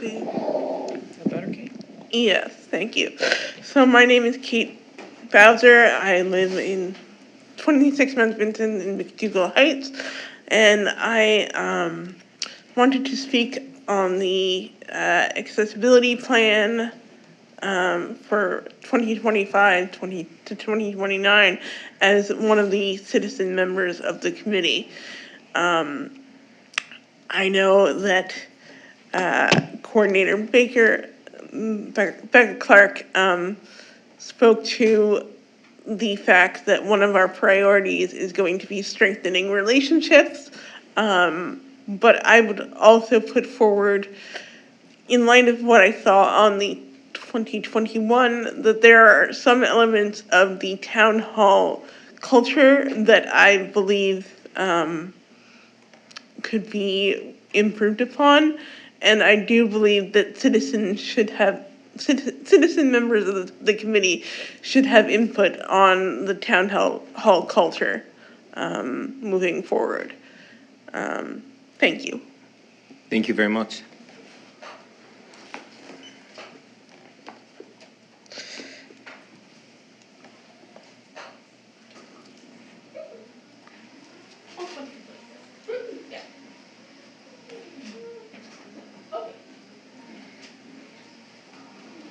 I think there's a special council meeting after this about the pool, correct? Mhm. So I'd like to point out that that does not include any of the accessibility side of things. And when Just, I know your name, just Yep. tell everybody Yep. your name in So, case they don't know you. My name's Kelly Rogers, Okay. reside at 29 Western Court.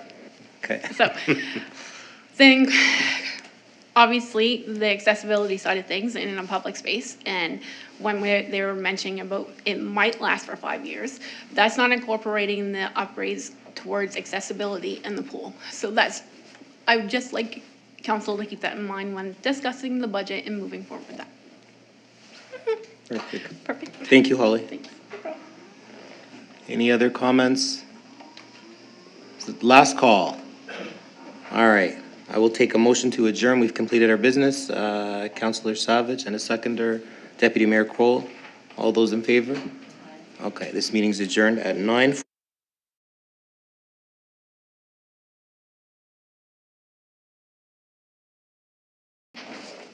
And Excuse me, Mr. Mayor. yes. My hearing aids lasted just until you adjourned. Good. and I don't- I think we're good. Thank you. Yes. Yeah. Yeah. I'm not sure. Okay. We have quorum tonight. Councillor Andrew gave his regrets, and we have one item on the agenda, which is the approval of funds towards the repair of the Kentville pool. Any other additions to the agenda, CAO? No, thank you. Any additions, council? All right. Someone could move that. Councillor Savage and a seconder, Councillor Maxwell. All those in favor? So we're moving right along to our one item. We have a recommendation at the March 10th, 2025 CAC meeting. There was a recommendation that council approve the allocation of $500,000. We're still live. We got to keep going. There was a recommendation that council approve the allocation of $500,000 of funds towards the immediate repair of the Kentville Memorial Pool as outlined in the attached report. Someone could move that. Deputy Mayor Kroll and a seconder, Councillor Maxwell. Is there any discussion on that? Councillor Savage. Thank you, Mayor. So the only, and it obviously doesn't have to be in the motion, but the intent would be to have discussions with the county and community, culture and heritage to hopefully secure grants, funding, so. And that's ongoing, so. Yeah, that's just, Okay. that's it. Yep, for sure, okay. Any other comments? Okay, ready for the question? The council approved the allocation of $500,000 of funds toward the immediate repair to the Kentville Memorial Pool as outlined in the attached report.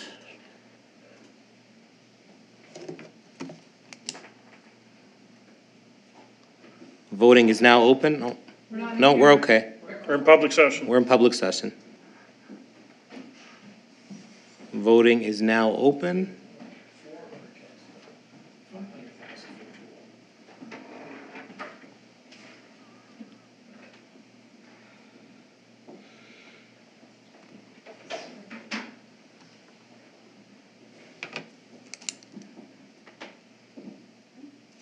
Voting is closed, and the motion is carried. That concludes our business, so I will take a motion to adjourn. Deputy Mayor Kroll and a seconder, Councillor Baker. All those in favor? Meeting is adjourned at 9:50 p.m. Thank you. We made it through. Are we off?